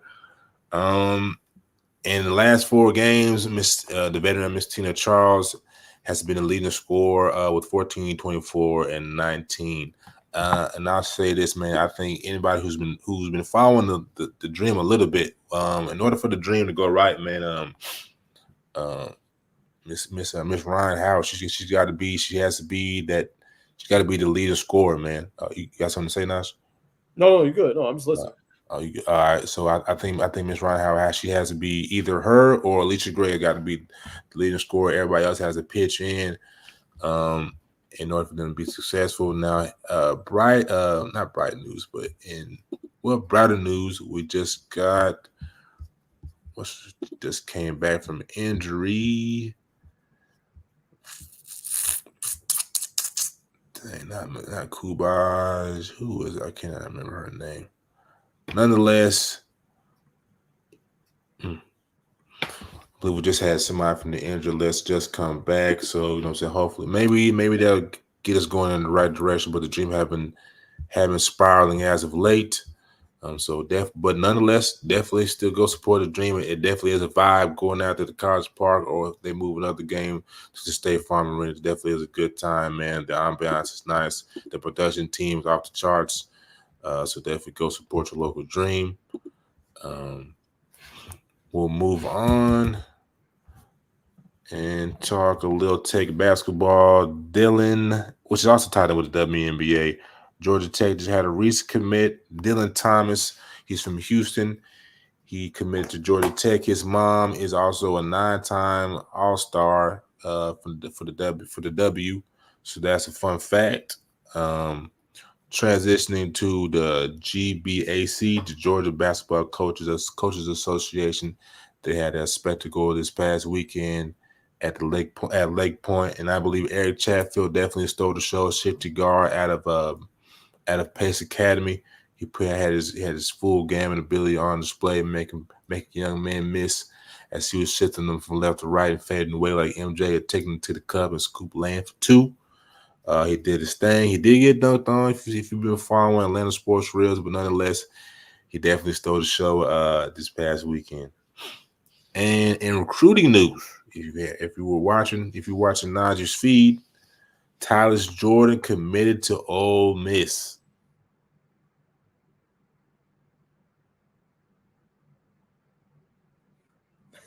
Why Jerome looking like that? Did we use him? I don't know. I guess he went pause, like he had something to say. He got too happy. Look at that smile he got. Yeah, look at the smile. Yeah, I'm dead. Yeah, Tyus Jordan's an interesting fit. Obviously, we got a chance to see him at 3SSB when we was at Lake Point. Obviously, I think there's so much to unlock when Tyus Jordan. For him being 6'8", 6'9", his ability to slash to the rim, having the outside jumper and things like that. We can't wait to see what he can kind of do and continue to kind of fine tune his game and get it where it is. But Ole Miss is very interesting. Good to see for Georgia Tech though that they are on this list, and as Bacon alluded to, got a nice class of 2024 wrapped it up with obviously getting Tyler Thompson. 2025 only right now is a Kai Fleming. Probably won't see too many major commitments right now. Still very early. Excuse me. Probably won't start seeing that towards the fall, maybe beginning of the season and towards the end. Basketball recruiting cycle is a little bit different. It's a little weird as compared to kind of football, what we're accustomed to covering. But if y'all want somebody to follow, and I'm gonna throw back to Bacon so we can finish this point. Follow Bacon Network. Follow Arvon Bacon Dream Chaser on X. He does a great job with the basketball segments, and obviously talking about these recruits and the latest ones for Georgia Tech. So I'm trying to get more into it. And just football has been crazy. When football kind of slow it down a little bit, I'm gonna definitely be on the basketball. I'm still on it now, y'all. I'm not saying I'm not on it. I mean, as far as the recruiting aspect of Georgia Tech and getting latest on that. 100%. And Tyler's did an interview with Rise Hoops own Simone Biles. He's everywhere, man. She's hustling, man. Not only she do HBCU baseball, but she still find time to come back to the root to Rise and do reporting on some of the most promising basketball talent out of Georgia. And she asked him just what did Ole Miss like about him and what did he like about Ole Miss. And he said in his words, semi-verbatim, is that they saw in me just what everybody else see. They see, I'm saying, the high upside, you know what I'm saying, obviously being a long, rangy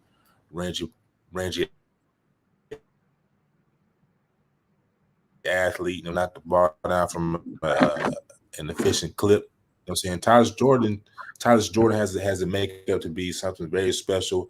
Obviously a part of a modern basketball build of being, I'm not sure how tall he is right now, but he looks all 6'6" and not 6'7". Definitely a growing young man. High motor, rebounder. He's gonna rebound tenaciously. He's gonna fixing the shot. You know what I'm saying? It could be an efficient shot maker. Definitely a capable defender, not just laterally, but vertically blocking shots. So, like I said, anybody who's a college coach can definitely see the high upside in the young man. And even right now, man, just, you know what I'm saying, a big play waiting to happen, whether it be offensively or defensively. And kind of breaking down Dylan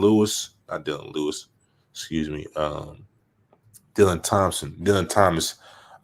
Similar to Tyler's, and just being a rangy defender, long, wiry type of athlete, can block shots, but has a nice face-up game, can shoot the ball, you know what I'm saying, could really kill you out of the triple threat, you know what I'm saying. When you got guys who can kill you with that semi-mellow game, it's tough to guard. It's tough to guard them in that phone booth, man. So, you know what I'm saying, you got quick twitch, you never know what it's going to do. Special player.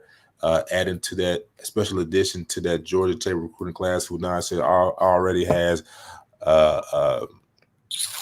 Kai Fleming. So Coach Stoudemire is definitely doing his thing. They got some nice recruits in the 2024 class. I believe he's doing his right thing. So this past season, what we just saw, I think that's the thing. The past definitely trending in the right direction. So definitely soon Tech fans, and soon just Georgia basketball fans, I believe we will see Georgia Tech not only in the ACC championship, but possibly getting the big tourney, the big NCAA tourney, man. So stay tuned to that. Next up, we will talk about just the NBA draft, fellas. It's this week. It is here. You know what I'm saying? But first, we won't start with the Hawks. We will start with Stephon Castle, possibly and likely being a top lottery pick, upper echelon of the lottery, being a top 3 pick. So I throw the nod. He's been very high on Stephon Castle. Got to give him his credit, even when I disagree. I said I know he's lottery nice, but I don't know if he's top 5. Man, you got a lot. You know what I'm saying? You got Boozer Ellis. You got, you know what I'm saying, obviously Dillingham. But you know what I'm saying. What's your thoughts, Naj? Salute to you. I think he could be a better and this is, I hope this doesn't come off disrespectful. I don't mean this disrespectfully. I think he could be a better version of a Drew Holiday. And Drew Holiday is a 2-time champion. But I mean, you talk about a guy that's long, athletic, can defend multiple positions, 1 through 4. I think he could potentially go on the NBA level, can create his own shot and also create for others. There's not many of those in the league. I know Drew Holiday gets compared. A lot of people compare him to Bronny. Compare Bronny to him, but I just think like Stephon can really be that and run the show potentially for a team. And he don't He's one of those players. He don't need the ball like consistently. He don't need to be ball dominant to make an impact on the game. And then that's why I compared him to him, because he can have 7 to 10 shots a game and still be very effective. So that's what I appreciate the most. And I think whatever team gets him is good. I hope he doesn't go to Detroit. I don't want to see the man career ruined, respectfully. Charlotte's okay. Obviously got LaMelo there, you know. But I think San Antonio, now peep this, Bacon. San Antonio picks 4 and 8. I would love to see them get a guard to go with Wemby and get another maybe like a wing or potentially a big. Now imagine the team. This is just me wishful thinking. Imagine they take Stephon Castle at 4, right, Bacon? And then at 8, they take Dalton Connect. That team would be disgusting. You know what I'm saying? With Connect in the way he can rise up over people and take over a game.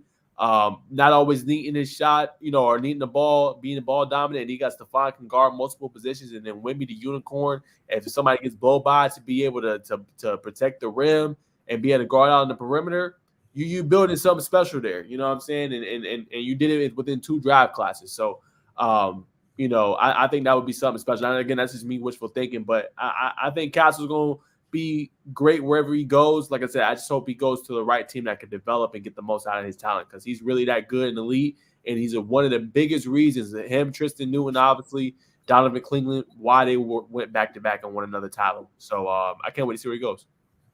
100%, man. That'll definitely be elite. That'll be scary if Spurs can pull that off, man. I think that might boost him to top 5 in the West, bro. Not to be honest. But nonetheless, what kind of trend do we want to talk about the Bronny news? You know what I'm saying? Do we want to talk about that? Or do we want to talk about Bronny right now? Nah. We talk about more the NBA draft, man. We gotta talk about some of the players they're gonna land. All right. Bronny getting enough of that. Yeah. 100%, man. So I've asked, we talked about this in previous podcasts, but we got to talk about the Hawks right now, man. Would y'all pick up Zachary Rassard? I'm not sure if I'm saying his name correctly, or I feel like the next unicorn, Alex Sarr. I'm picking Alex Sarr. I think I made that point clear, but who would y'all pick? I'm picking Alex Sarr as well. I don't think Rashard's a bad option. The only problem is that he hasn't met with them. Obviously, he has a set reasons. He didn't go into detail, but a reporter asked him about it today. But I think he would change the Hawks. I really do. And they already got some great guards, but they're missing like that elite big. I mean, obviously I can Capella or Yeka Kongu, but you just need a guy like you can build around him. You can let one of those pieces go, a Murray or a Young. We'll see. They might keep both, but I think you let one go, get some value for him. Maybe get a guy like, I heard today, maybe getting a Brandon Ingram to come in potentially to go along one of those guards or something like that. Just you need something. You need to switch it up. You need to change the personnel a little bit. And I think Sarr could be one of those players. I know people said it's not a great draft, but I think he could be a superstar type player, superstar type talent if developed correctly. So I don't get the Donovan Cleveland, no disrespect. I think he's a great player. I just don't think he should be a number 1 overall pick. I've been hearing buzz about that as well. I just think they need to go for somebody that can help their franchise. We can go number 1. Obviously, it's hard to hit on guys, and I get it, but you need to get a franchise changer. You need to get an Anthony Edwards, right? Franchise changer. You need to get a Wemby, okay? Franchise changer. You need these kind of guys if you're going to go number 1 overall. And I think, obviously, he could be a starter to an all-star type of player, Cleveland can. But I think, Sarr, you're getting that legit guy that could potentially be a superstar player. You look back years after the draft. Yeah, man, 100%, man. I'll say this, though. I believe Muhammad Gay is Jerome was going to say something. Hold on. No, I was just going to say I agree. I wish I can, chime in a little bit more with the NBA college basketball players. I don't watch college enough, but I think from the stars, highlights and things like that, man. He looked like a superstar, man, and the Hawks need him, man. And like I said last week, you also can't disappoint the Atlanta fans two drafts in a row with the NFL draft and now the NBA draft. You can't do that 2 times, man. Listen, I'm not an Atlanta guy, but I want y'all to have success, because when y'all have success, I can party with you guys. And if y'all gonna have riots, man, I want to riot on it, man. Like y'all on that edge. So But yeah, I think as far as the best player right now that I've seen, again, I don't know. I only know maybe like 4 guys that's in the draft right now, which I was more heavily involved in, college basketball like you guys are. But as far as I've seen with Star, man, he looked like he got potential to be a star for sure. Sorry about that, Bacon. I'll be trying to get them contributions from Jerome when we can, man. I don't want it to be like a 2-man pod, in the basketball. I know me and you were, up to. I think you muted Bacon, but yeah, I'll be trying to get the take of Appreciate you. You know what I'm saying? Your boy. Yes, sir. Yes, sir. But nah, hey, Jerome, I'm gonna throw it to Bacon. I want to get his take on this too and all of that with the draft. Hey, man, if you want to get into it, like this, I keep telling people, like this, the year to do it, bro. 2024. Man, you don't even got to start now. I know football finna be crazy, but football, obviously high school football starts to kind of wind down a little bit, like, November, late October, kind of when, basketball season's about to start, especially prep football is what I'm alluding to. Obviously, we know college football is going to go all the way January and things like that, and then NFL February, but this is going to be off the chain. The talent Rutgers got, we've been talking about Dylan Harper, Bailey, what Duke got, with Cooper Flag looking pretty good, and obviously have Isaiah Evans. Like, this is the year. If you want to get back in tune with college basketball, this is the year to kind of be in tune with it. 100%. And you catch up quick. Ian Jackson at UNC still got what's it? BJS. Some clips of him playing with the Bahamas team. Like, bro, this trust me, twin. This is the year if you're trying to get into it. Yeah, this is the year. So. Really, this Olympics. Yeah, that too. Yep. Oh yeah, how about that? Yeah, 100%. But I will say, I feel like the Hawks already had that kind of big piece, and I think Brandon Ingram signed the extension, if I'm not mistaken, with the Pelicans. However, I think a lot of people will either need to look up or will learn more about Muhammad Gay as the season comes around. Definitely in the summer league after the draft, Muhammad Gay is a mini unicorn, man. He can stretch the floor, shoot the ball, he can rebound, defending perimeter wise. I think we may need to see some more. Maybe need to get a little bigger. Frame wise. But I believe Jerome has something to say, if I'm not mistaken. I got cut off, y'all, so I'm kind of behind. But what you got, Jerome? No. I was gonna let you continue. I don't know if you had anything else for the draft. I was gonna get into free agency real quick. I have one question for you guys. If you're done. Yeah, let me say this right quick. I just brought up the mock draft. So I'll say this now, get in and out. Per to the most recent mock draft, NBA.com news, the Hawks are slated to pick Zachary Rassar. Yep. I'm saying his name right. You might have already said it, but like I said, I timed out. Alex Sarr is projected to go to the Wizards at 2, Reed Shepherd at number 3, to the Rockets, Stephon Castle to the Spurs, Marcus Buzelis to the Pistons. It's tough. Why do they have Castle going to probably two different ones? They probably have them in between that 4 and 6 range. Yeah. That's what it is. Got you. Because they got Klingon at 7, and I think somebody had him at 5. Facts. That's definitely what it is. Yeah, I'm looking at it now. And for those who are big Rob Dillingham fans, they got him slated to go to the Bulls at 11. So yeah, that's pretty much it. So we can hop into the free agency. Real quick, I just want to ask you guys this because hot topic. Player, he's been on this team for 10 years, something like that. Maybe not that long, but Klay Thompson is a free agent right now. Words are saying that they want him back. He's probably going to be very expensive. A key part to that Splash Brothers. I know we haven't really, used that term in a while, but the Splash Brothers, part 2 of the Splash Brothers right there, man. What's your take on that? Will he be back? And if he is going somewhere else, where do you think he can possibly go? I don't know. I really don't know, to be honest, if he comes back. I think the better days of Klay are behind him. I still think he can come on, go to any squad and still be effective. I still think he was shooting 36 to 38% from behind the arc. That's still an elite clip. I know the Lakers, the Lakers are probably going to be in shot for a lot of players. I don't know though. I mean, I would like to see him buy on OKC. That would be a nice move. But it's a lot of places he could go. There's a lot of people probably going to be putting in apps for his services.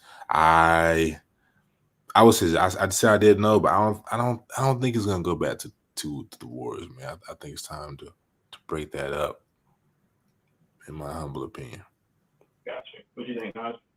Yeah, I think for Clay, I think he wants something new. I think the Warriors want to give it to him. Steve Kerr came out on the pod. I think this past week or it might have been today, very recently, if it wasn't today, and said that we want 100%. We want Clay back. We want him with us. So I think for Clay, he got to decide. Like, he could be to a point he might be tired of living in Steph's shadow, or he might be tired of living in no shadow. You know, and he want to prove like, hey, I'm that dude. I can go win on any team. Sometimes you get that sometimes where players want to do that. I think obviously he'll be a Hall of Famer. He'll always be recognized for being a warrior, but sometimes you want that new kind of spell, especially with him. Like, y'all got to think about this. He got benched this past year, right?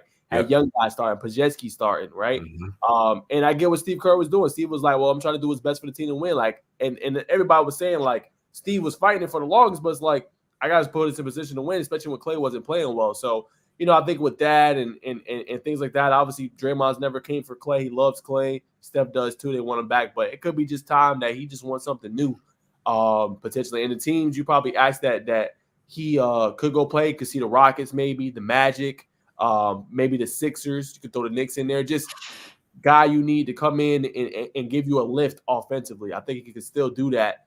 Maybe not as efficiently as he once did, but he could still give you that lift and show you, hey, you don't guard me, I can hit those big shots, and then he'll just be in the new limelight. So I still think he's a great talent. It's tough for the Warriors, but I mean, we're gonna see. Maybe he will stay, maybe he won't. But I think he wants. If he does leave, it's because he just wants to get a new kind of, you know, obviously new environment. Modern day Ray Allen. Look at a quick question, real quick. Haven't he had like a lot of injuries lately? Like he's been kind of injury riddled a little bit lately. Torn Achilles, torn ACL, back-to-back years. Yeah.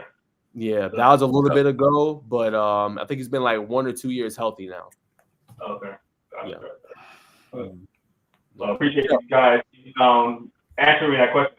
Somebody asked me that question this week too, and I was like, that's a good question. I can't imagine him not being on the Warriors. But there are going to be a lot of suitors for him, obviously. For sure. Matter of fact, let's start doing that more, Jerome, because we like your input. Let's have you on the show now, and when we discuss our topics, just throw in a question for us, and obviously we could talk about it. I kind of like that, whatever it may be. If you want to hit college basketball, you want to hit NBA basketball, especially with free agency right now, kind of getting hot.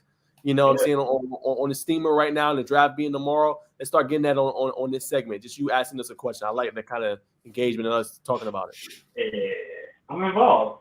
100%, man.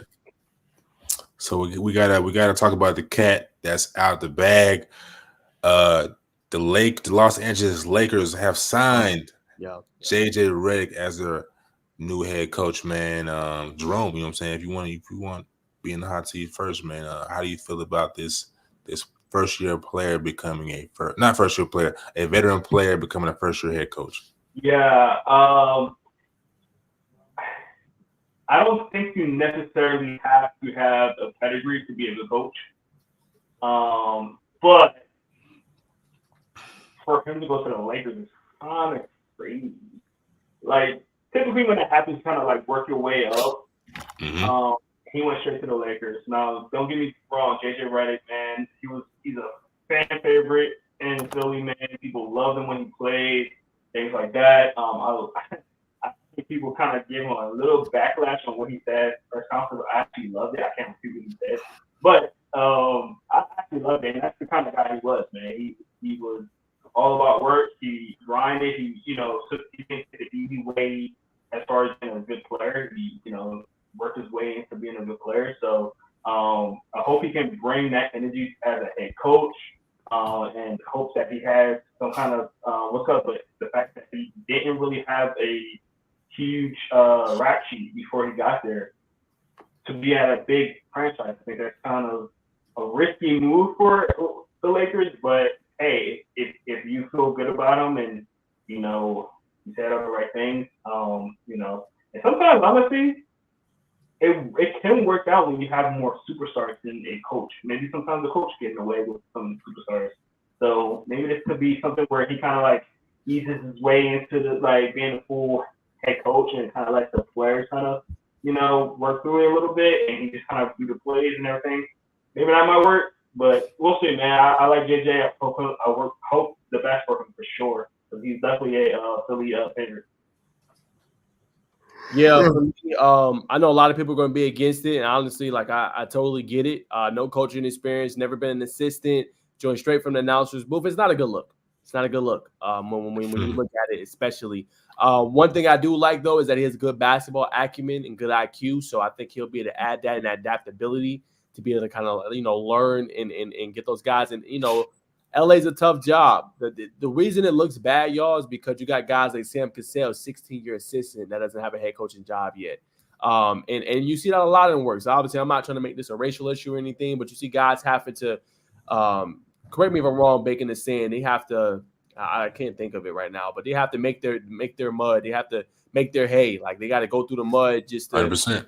Be able to, get that opportunity. And it just feels like, okay, well, since JJ's doing a podcast with LeBron, he's getting a head coaching job. I'm not saying that's the case, but that's what people are going to say. This has to come out as for a lot of people. So I think that part is tough, but it's a tough job, y'all. Y'all know how Lakers are. It's the most winningest franchise, second to the Celtics right now.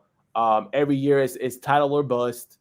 There's no make a deep run to the postseason. There's no go to the finals, and it's always title or bust for them. So it's going to be tough because they're going to have that same expectation, and they got to build a roster around LeBron and AD.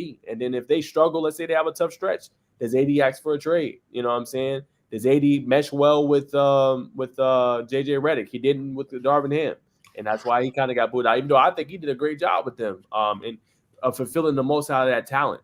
But it's not going to be easy. And then my thing is, how does he handle that adversity? JJ, there's going to be noise. LeBron help bring you in. Oh, we're not listening to you. This is LeBron's team. Like, you're going to get those kind of conversations on talk shows. You're only coaching because y'all did a podcast together. So will it be more resentment for the players, or will they all bind in together for one common goal? Like, it's a lot there, unfortunately, for JJ. He's going to have to deal with it, and I hope he has tough skin, thick skin. He obviously showed it in the press conference, but it's a lot he's going to have to deal with. So I think it's intriguing, but I can see kind of both sides of the argument. I'll say he'll be okay on that aspect. The man played in Philly. He'll be okay. It's a good point. He'll be okay. From keeping my ears to the podcast streets, man. Maybe some of the black coaches need to get their Phil Handy on. If you know who Phil Handy is, you know what I'm saying? He's like a player development coach, kind of like an assistant coach for the Lakers, man. He trains a lot of the athletes around the league. He has his podcast. You know what I'm saying? You get your Phil Handy on, get on some players, and maybe you can get you a head coaching job. In all seriousness, though, Stephen A. had Doc Rivers on his podcast a while back, and Doc was a little hot and cold on just the whole JJ Redick thing. He's like, man, I had him as a player, and there were certain things that JJ would question me about, and there was certain things when I was a player that I would question. I can't remember what coach it was. It might have been Pat, but I'm not gonna hold that to be a fact. But he was a player. He had a certain gripe with his. I think it was Pat Riley. He had a certain gripe with Pat Riley. He was like, man, I don't get what you're doing. But when he became a coach, like, I get what you did, coach. And he had that same type of relationship with JJ Redick. So I don't think Doc has 100% faith in JJ. However, listening to the Lakers beat writer, he reported that JJ Redick was one of the most. He interviewed better than he had an in-person interview. Only select few had an in-person interview. Sam Cassell did not have an in-person interview. He knocked it out of the park through just his personality, his X's and O's. They asked him certain situations, like, you know what I'm saying? He didn't go into detail, but certain situations, this comes up. And the Lakers brass was very pleased with how he handled situational thinking. They said that he was a problem solver, this and that. So they had high praise for him. So we'll definitely see. We'll see how things go. I'm saying when the rubber meets the road, as they say. I like many. I was not that enthusiastic about the hire, but hearing those reports, like, maybe he's good. You know what I'm saying? Obviously, we know JJ is very outspoken. So he's going to have to come in, not only control just the locker room, you know what I'm saying, the window down and the whole LeBron effect or whatever people say. Steve Davis made multiple reports that a lot of coaches don't really want to go out there and coach in LA because you got to deal with LeBron and everything that's going on. But that remains to be seen. So I'll give this grade of hiring JJ Redick. I'll give it a B minus. Go ahead, brother. I know we're on basketball. I know you're going to have your updates here in a second, but I got a culture question that I want to ask y'all fellas as well. Somebody that you just brought his name up, Bacon. I know it's a little bit of a side to what we're talking about, but I want to get you guys' thoughts. Obviously, I think it's a guy we used to look up to, Bacon.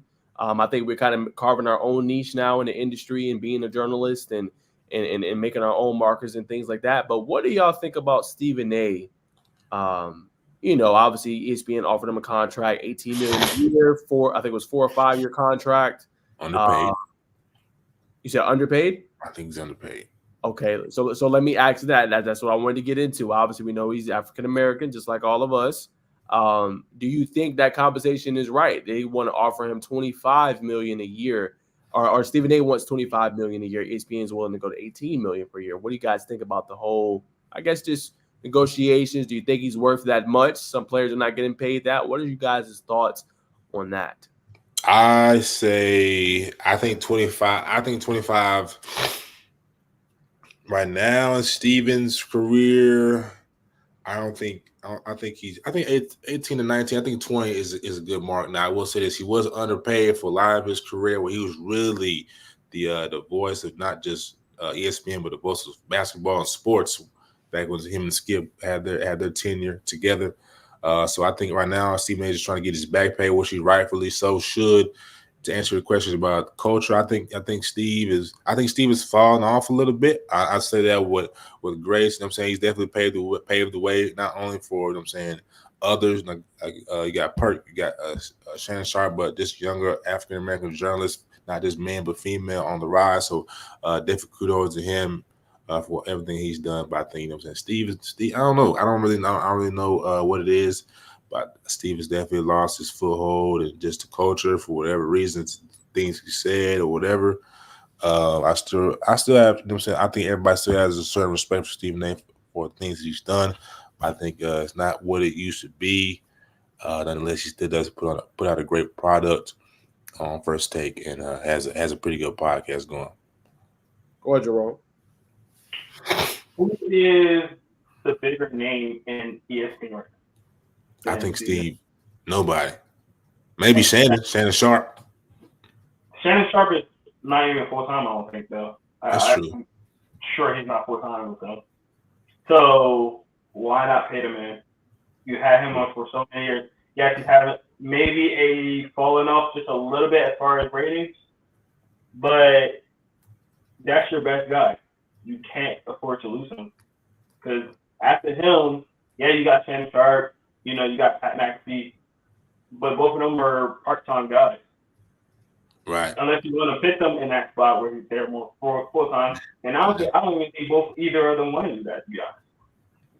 So for you to have a full-time guy that's there, I believe he's the face of ESPN. When you talk about ESPN, you think Stephen A. Smith. And I know they just had the little purge not too long ago where they fired a lot of people. So when you had that situation where you just fired a lot of people that's in the industry, and a lot of those guys that they let go were big names, Right. So, you let go of a lot of big names just recently. I think it was like a year or two ago. And then you have this guy who's the biggest name in your company. You can't. I believe you can't afford to lose because everybody else that's in there are nowhere on the same atmosphere as Stephen A. Smith, and the fact that lost my train of thought. But and the fact that all of the other big names that you do have, like I said, Shannon Sharp and Pat McAfee. I think there's another person, can't think of the name right now. They're all like part-time people. They're not full-time with you. They got their own little things that they're doing as well. So I personally think you can't afford to lose him. You got the money. He's giving you enough revenue over the years. As long as the numbers are not drastically fell down, I think you have to pay him. You know, you got to do what you got to do. He's the guy in hands, because you see what's going on right now with the shift with ESPN. ESPN is starting to kind of get down there as a company itself. You know, with all these other podcasts, all these little, other things that's going on, ESPN's not king like it used to be. You know, it's still king in a sense, but it's not really king. So with that being said, you got to keep your aces in places. Pay them in. I think that's a compelling argument about Jerome. Oh no, go ahead. But I was going to say, I think in order for ESPN, and if I see it, just playing. I think in order for ESPN to continue to try to be, well, they're going to remain dominant just because of the TV contracts. But in order for them to remain dominant on TV or on air, they're going to have to loosen up. You know what I'm saying? And they're going to have to let people be a lot more remote. That's just the way the sports world is going. But yeah, go ahead, Nash. I think they do that with the mobile. Most people, a couple of people come in studio, but as we see with like On3 and why I really like their model and stuff like that, I don't work remote. Like they don't, they might come in studio a couple of days a week or whatever, and then they doing it with a little drop thing like that.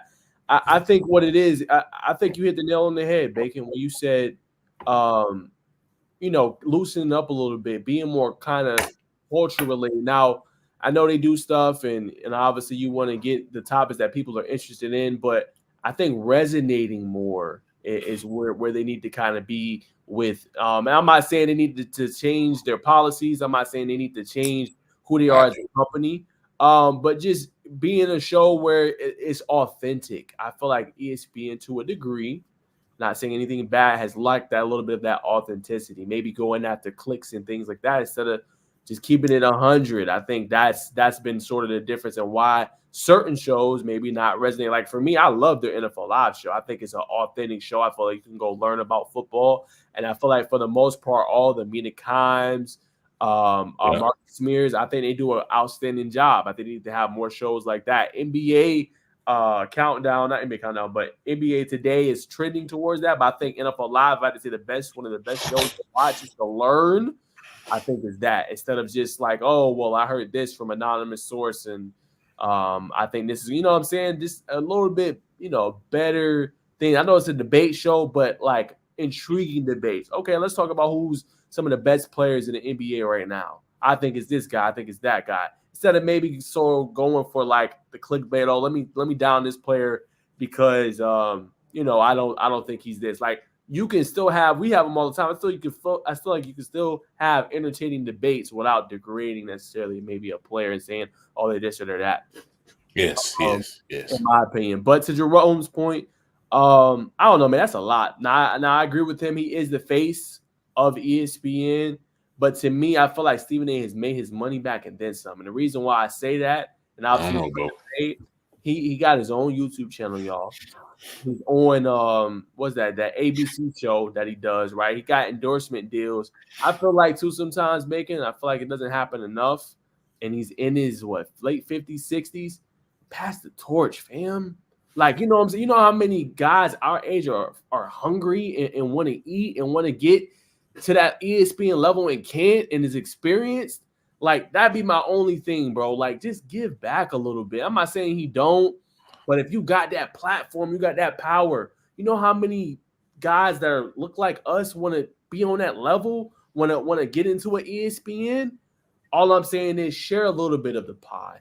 I'm not saying the man don't deserve to get paid. I think 18, 19, I'm with you, making that 20 million. It's great. But there comes a time where you deserve the bag you get and you also being greedy at the same time. So I think it's a little bit of both. And I agree with y'all both. I think it has fell off a little bit, and that goes back to the authenticity part of the show and just being able to resonate with the audience. So that'd be my thing. I think ESPN, again, I'm not trying to slight them or anything. I think they're a great company. It's one I wanted to work for when I was growing up. Still would love to if I ever got the call. But I think that's where they could be better. And I think that's, where you could give back. Now, obviously, gave Shannon a great opportunity. God is blowing up right now, obviously, in the journalistic world, in the podcast world, but giving more of those opportunities to guys that are hungry and want to be able to be on that type of platform. 100%. Real quick, I know we're kind of running a little long right now, but whatever Stephen A.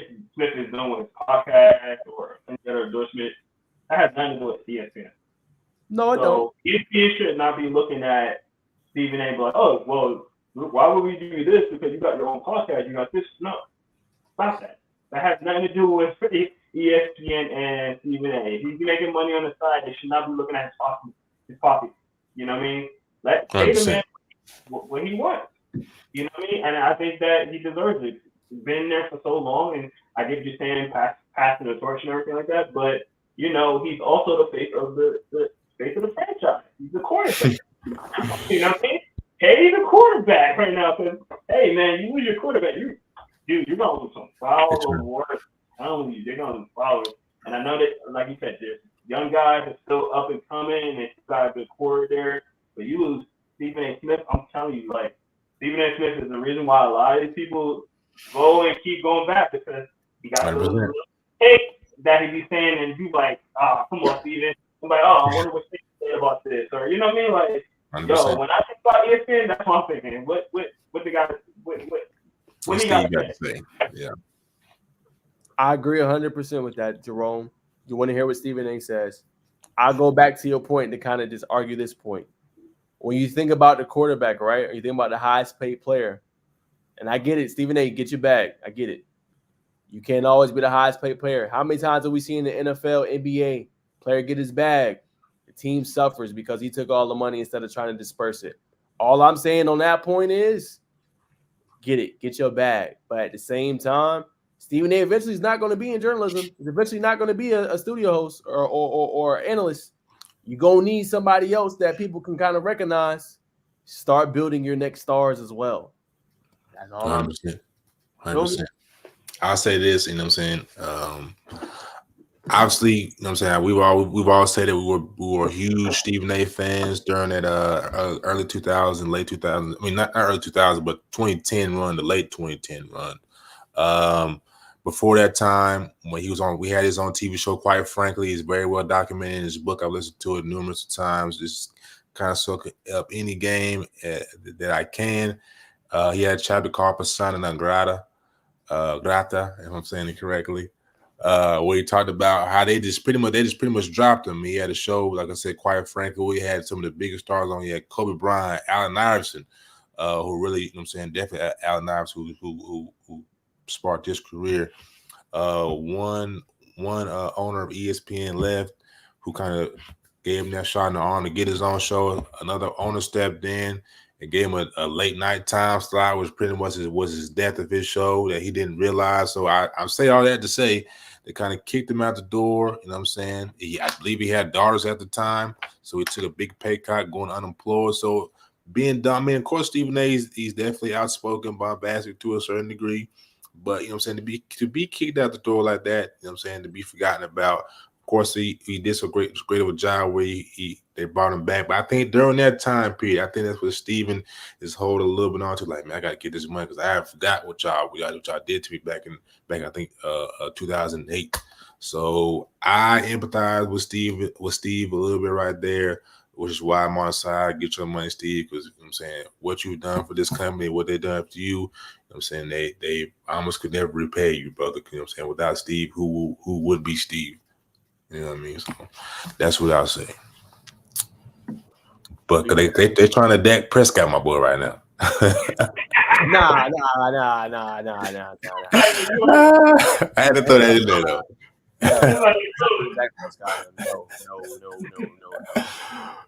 No. Can't let that one slide. Can't let that one slide. A little bit better than that. But I thought of you, Bacon, for the conclusion. Obviously, 3-man weave. I know you got some updates and things you'll talk about. We got some breaking news. I'm going to react to it on my own TikTok and stuff. Mikal Bridges just got traded. Mikal Bridges, I mean, you can't build it up and not feel the same. Where's he going? The Knicks just got traded for Bojan Bogdanovic, 4 unprotected first-round picks. So Bogey's going to the Nets. Yep, 4 unprotected first-round picks, a protected first-round pick, and an unprotected pick swap in the second rounder. That's tough. I like that for the Knicks. I guess the Knicks are not going to pick up Klay Thompson. Or maybe they will. Probably not. If you got, probably not. Yeah, probably not. Yeah, Bridges going to play better defense, and he can shoot that thing, shoot the lights out. He kind of replaces OG Anunoby, who's probably gone, and Mikal's more healthy, usually more durable, and you got a guy like that, like you just said, can defend and also can go hunt his next shot. A good compliment, I think, to Brunson. Yeah, 100%. 100%. I'm saying I will close it out with just a little hypothetical talk about the Olympics. I want to ask all three, well, just two of y'all, and I'm saying, who do you think is the biggest threat to Team NBA? My top three: Serbia, France, and Canada. That's it, Team NBA.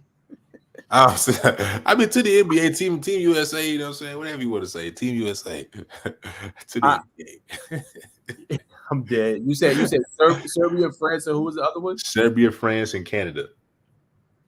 Yeah, I think that's legit. I definitely think France, like, year in, year out, they're starting to produce a lot of talent. Can't sleep on Spain. I know they don't have the same crop they usually have. Yeah. But that's a team that I think could be good. Serbia, obviously, yep. I think near in there too. I think Bahamas could make maybe potentially a sneaky run. I think they can make a sneaky run. I'm not saying they're gonna go all the way, but could upset a couple teams in there early. But yeah, I would 100% agree. I say France, Serbia, obviously Canada will be some of the biggest threats to Team USA. And go for Team USA to finally have a roster that's capable of winning. I think we don't take the FIBA World Cup as serious, but Olympics I feel like we do. So at least we get some of the best players to play. Jerome? I don't know much about the Olympics basketball, but I will say that I thought China was one of those good teams. I could be wrong, but y'all let me know. I don't know. Jokic is on Serbia. Okay. Bring that to you again. I'm dead. I forgot that the players go to their respective countries, so that's gonna be interesting. 100%. For the viewers and for the viewers watching. Is he actually gonna be on the team though? Because I know how he is when his off season. I know how he is. He don't be wanting to play no more. You don't think so?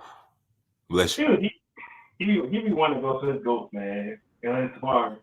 That's how he is, man. So I don't know. Like he might be just enjoying his off season. We'll see.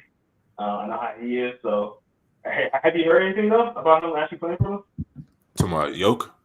Yeah.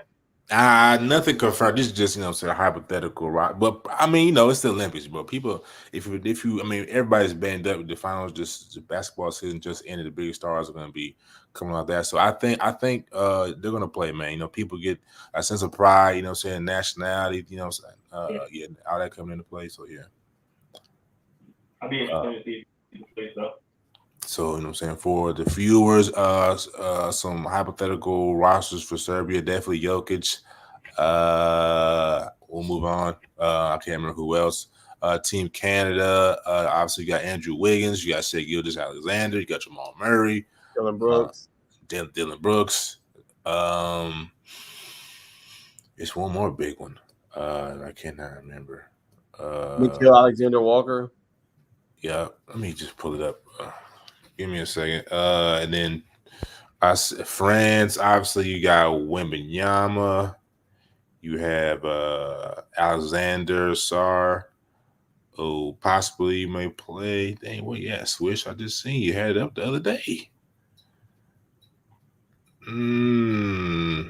That's tough.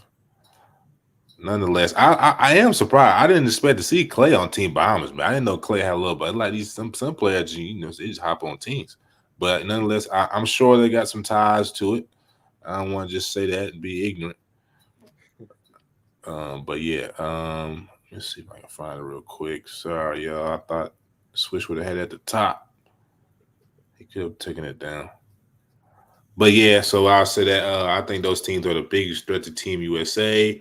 Will Team USA fall from the goal this year? It's a high possibility, but I think they have us. Well, hypothetically, I think the roster is set in stone. I think they have a similar roster that can take the goal. I believe LeBron, Steph Curry, Kevin Durant, Bama Adebayo. I think Jimmy Butler's on the roster. So you know what I mean. And you can't forget about Luka and Slovenia. I think Slovenia's going to have an impressive roster as well.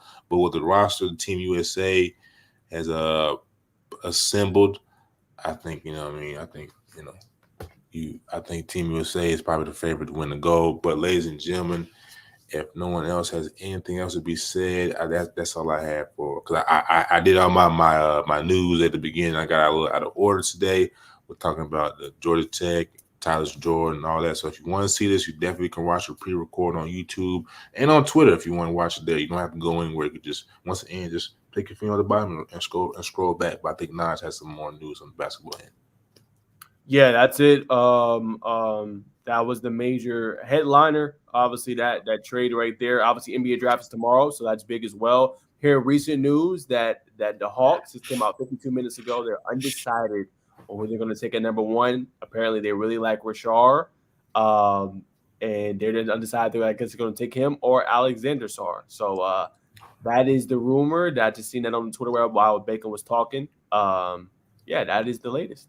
I don't mind if they take him, to be honest. I don't mind if Sarr don't want to be in Atlanta. You know what I'm saying? I could take it. I like Sarr.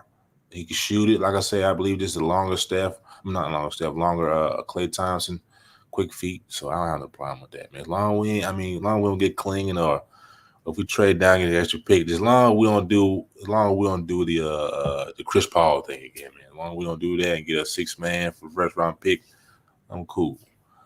But ladies and gentlemen, that'll conclude the best basketball segment known to man, woman, and animal. Going forward, we're gonna try to bring on some different basketball creators, journalists, I should say, basketball journalists who are more hands-on beat than we are. Because we do football and basketball, we're trying to be proficient in both. We're going to bring on some guys like we had on Greenlight Media a couple months back. We're going to try to bring on more guys for y'all to give you a more in-depth feel of who's got more boots on the ground than we do. So stay tuned for that. Hey, guys, real quick. While we were on the podcast, I don't know if you guys seen it, but the new recruiting calendar is now out and it has changed. It says it'd be extending the July debt period, so 31-day calendar, July 1st, extending to allow coaches to prepare for the upcoming season without focusing on recruiting. So I'm not gonna read through this whole thing, but when you guys get a chance, read through this because that's gonna change the way recruiting is gonna be. And I know we kind of touched on it earlier. I don't know if you guys actually seen this, but that's huge. This happened at 8 something, so we were already online with it, 8:03. So that's the new rules. You got a chance, go check out. I like that. And they put in all that. So I don't want to waste too much time because we can literally talk about this all day today. He be on that. I want you guys to see that for sure. So. Okay, we got over 200 people on the Twitter chat, man. Thank you for all the viewers who's tuning in. We definitely can't do it without y'all, man. So much love. Much love. All right, so I'm gonna take that off. Naj, I'll send it to you if you want to look at it. A little bit more. But yeah, man, that's huge news for recruiting and college football, so for sure. 100%. No doubt. Well, that's all for that right there. We're going to throw it to Jerome. We got 2 more segments to conclude the show. Where we at this week in Words of Wisdom. So I will let Jerome spearhead those 2 segments to close us out. Yes, sir. So, boys, we are doing the where we're going to be at this week. So let us know where you're going to be at. I'm planning on going to the Future 50 down in Tampa. Is it Tampa or... Yeah, I think it's Tampa or Britain or whatever. They're all the same. Anyway, no, they're not really not. But yeah, me, Jeremy are planning on going down there. Me, Jeremy, and Marcus. So that's our plans. It was kind of last minute, so the plans are still kind of in the air. But that's the ultimate plan is to all of us go down there and do that. Boys, where you gonna be at this week? It's a couple places. This Thursday, yes, depending on how work is, man. This Thursday, who was it? Double Trouble Training. The Pack Brothers, you know what I'm saying? They do great work. They've trained kids like Caleb Wilson, Jeremiah Salisbury. They train Brandon Boston, who's going to be in town, who's having his camp this Thursday. So granted, I get off work, I'm going to definitely try to tap into that. If not, I'm try to send some shooters out there so we can get that. I mean, people are going to be. I'm sure Atlanta Sports Reels is going to have that coverage for y'all. So definitely follow him on Twitter and Instagram, ASR Atlanta Sports Reels. So that's Thursday. Friday, me and this guy to my left, right, depending on. To my left on the screen, but to my right, physically, we're going to hit the Tip Off Classic Juniors. Friday, Saturday, and Sunday. I'll let them tell what we might be this Sunday. So I don't want to take all the spiel. Yeah. So obviously Friday, I'm probably trying to get on the back half of that for the Tip Off Juniors class. That'll be Friday, Saturday, Sunday. We were thinking about hitting a QB lineman camp at Duluth High School with NFL guys spearheading the camp, just coming out, showing some love. And just, kind of getting some great footage on that. So that will be Sunday at Duluth. So we're thinking about hitting that up. Great camp, great guys spearheading that. So that's kind of the plans. We'll see about Friday. I definitely probably going to tap in Saturday with you baking at Dobbs Creek, and definitely on Sunday. Friday is a little up in the air because I might not be available until a little bit later in the day. I don't know if it's all day, all night event, but I'm going to definitely try. Shout out to Coach Jordan Harris, you know what I'm saying, for definitely he hit me in the DMs about that, you know what I'm saying. I believe he was a part of Recruit Northeast Georgia with Coach Daniels. So shout out to Coach Jordan Harris. You can go follow him, you know what I'm saying, get you some good training in, young men. Yes, sir. Appreciate you, Coach. Yes, sir. Yes, sir. Oh, God. We're like almost 3 hours in, and Lucy coming in real quick, but I want to show you this real quick. We got NBA trades real quick. So I know, pretty sure I've seen this as well. So we got some NBA trade, a couple of first round picks moved around. It looked like the Rockets and the Nets are swapping picks. 26, 27. Yeah, 26, 27. Or also acquired 25 right swap with the first round pick for the Suns. Okay, so just a little quick news real quick before we head off. I wanted to let you guys see that before we head off and everything like that. All right, let's get to our words of wisdom. I'll start with this one real quick because I want to be real fast. I'll say this: no matter what, during the hardest times of your life, stay positive, man. I have some things I was going through today. I think the biggest thing is just staying positive through it all, understanding right now it's a little storm. The storm will pass.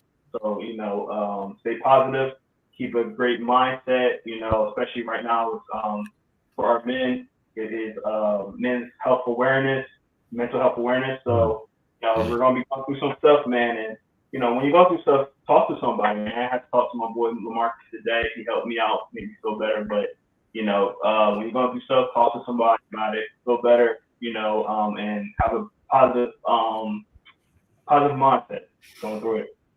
What you got, just a couple things. First of all, Jerome, I want to apologize to you, brother. I snapped at you earlier, man. I want to apologize for that, man. Or for me do. You may not think of it big, but you know what I'm saying. It didn't sit well with me. Anything that sit well with me, I'd rather not take it. You know what I'm saying. It's so I want to apologize, brother. When did he? I know what you're talking about, but I appreciate it. Yeah, for sure, bro. When I said we got to get it now, we can talk about it off camera, but I just, you know what I'm saying. Nonetheless, my words of wisdom is, man, kind of piggybacking on what Jerome said. When life is tough, man, I was listening to some Kobe this morning. You know what I'm saying. Just bet on yourself, man. But always believe in yourself. I said on a previous pod, man and woman's biggest downfall is lack of belief in self. So believe in yourself, man. You're gonna let people down. You know what I'm saying? I'm sure I let these guys down sometime. When you were playing athletics, you let your teammates down. You make the right pass, you turn the ball over. But that does not mean give up on yourself, give up on your dreams, give up on your purpose. You know what I'm saying? We're young men, even if you're old, you know what I'm saying? You can touch somebody. You're always bigger than what you think you are. You know, you're braver than what you are. You're stronger than what you believe you are. And I was listening to some podcasts, man. When you're going through some tough adversity, man, you feel like you can't get through it. That's just life, man. People before you have been in the same position.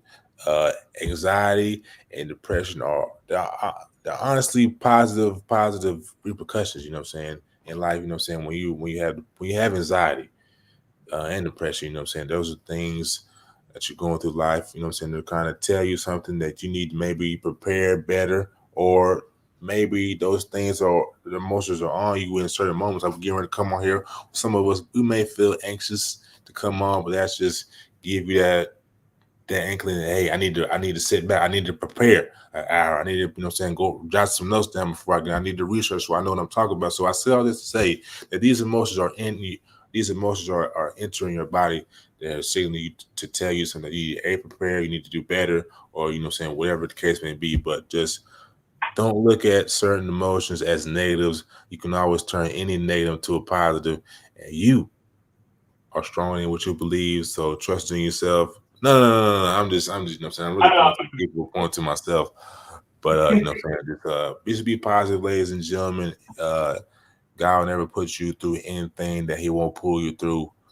So you know what I'm saying, keep God first and everything will be right. Pray. Hey, yes, sir. Amen. Amen. All right, I'll be quick with mine. Everything is in God's timing. Don't be afraid to take that step forward. I think a lot of people don't do stuff because of fear. And I think if you just take that one baby step forward, God will take 5-6 steps for you. He just wants to see if you're going to be able to meet Him, you know what I'm saying, and even meet Him halfway. So that's my message to y'all, whether that is creating your own brand, whether that is investing in yourself through books, through knowledge, through self-learning, through mentors, through learning different things. Just don't be afraid to take that step. Definitely, I think everybody experiences. I've experienced it. And it's cool. Sometimes you think, oh, well, this person offered me this potential opportunity, and okay, they never got back to me, or I haven't heard from them. So don't let that discourage you. Sometimes you'll feel that way, you'll feel discouraged, and I've grappled with that a lot.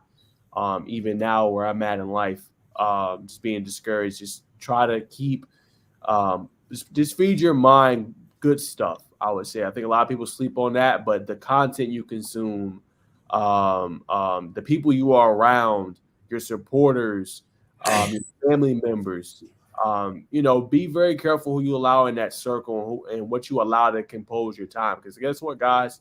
Time you don't get back. Okay, so it's very important not to have your time wasted. Put it in the right stuff that's going to help elevate you and get you better, man. So do that by putting the right stuff in. Eat good, eat healthy, get your fruits, get your vegetables, lay off the sugar. Yeah, athletes, lay it off, man. Lay off the sugar. Get it in natural forms. I just tried a recent fruit I've never tried in my life, blackberries, and I love them. And I see why they say the term black of the berry, sweeter juice. You know what I'm saying? So, you know what I'm saying? Like, you got to do stuff like that, man. Get your greens, eat spinach, kale. I'm not saying you can't have cheat days. You can, but just put the right stuff in your body, man, because you want to feel good physically. There's no point in achieving success, y'all, if you don't have your health. Your health is very, very important. Your health helps you elevate mentally, helps you elevate emotionally, physically, and psychologically. So that's all I got for today. That's what I'll leave y'all alone. Keep the wolves around you. There's definitely some men who are wolves, man. Keep me in tune, man. I also say, man, invest. If you need some stocks to invest in, NVIDIA is the one. You know what I'm saying? If you green, that's all I'm gonna say. Get in NVIDIA. It's only $120 something right now. Hey, be like, hey, mom, hey, dad, I need $100 something. You know what I'm saying? You give me over the time, and this is what I'm trying to do with it. If they buy that action, they gonna hook you up, man. Amazon too. Get you some Amazon. Y'all boys want to play before we conclude. It's the next big one before everybody jump on it. Data analytics is the new ish, bro. Yes. I'm going to say this real quick. Data analytics is the new oil. Y'all will come back years from now and realize that, okay? Data analytics is the new oil. Get into companies that are in that. Snowflake, Palantir, NVIDIA, AMD. Just get you something going for yourself on the side, so then that's you good. And it goes back to my last point. Again, build something outside of what you already built. It's cool to have a 9 to 5. I'm not saying nothing wrong with that. But have something building outside of that, because your money, your wealth, your health, that's going to be built on the side, man, with you doing your own things and you put your money into the right stuff, and then you go back and look, and it's going to make you more money. So important thing to think about, you know what I'm saying, to prioritize those things, man. Don't always go and, the new sneakers came out. Think about how you can make that money grow and work for you. Yeah, man. Get you some Crocs. Put the rest of that to the stock. Okay, Kendrick Lamar. I heard the bars. I really didn't even play that, to be honest. I appreciate that, though. All right, boys. Well, thank you guys for getting on with us, man. That's going to wrap up the first and foremost podcast. We appreciate each and every one of you guys. Before y'all leave, please help my boys right here. 34 for Nas, 24 for Bacon. Get them at 10,000, man. We want to see them get 10,000. Let's get it. Let's try to get that 10,000 for the end of the year, man. I'm manifesting it now. I'm telling you guys, all my followers, go follow them. If you not follow me, I don't care. Go follow them before you follow me. Go follow these guys. 10,000 for the end of the year. I'm claiming it. Let's do it. That's how we're going to get this going, boys. So appreciate every single one of you guys. Got about like 200 people in here. Living strong, man. It's about 3 hours. Hey, man, they hop on later tonight, man. We might have to do a little late night show one day or something. Yeah, I think they like after late night. First and foremost, after dark. You gotta get Bacon. Has to be the narrator, though. He gotta be, with that late night. Yeah, you see, I got the lights low. I start seeing some Teddy Pendergrass. You know what I'm saying? Already, bro. I'm setting the mood already. Turn off the lights and light a candle.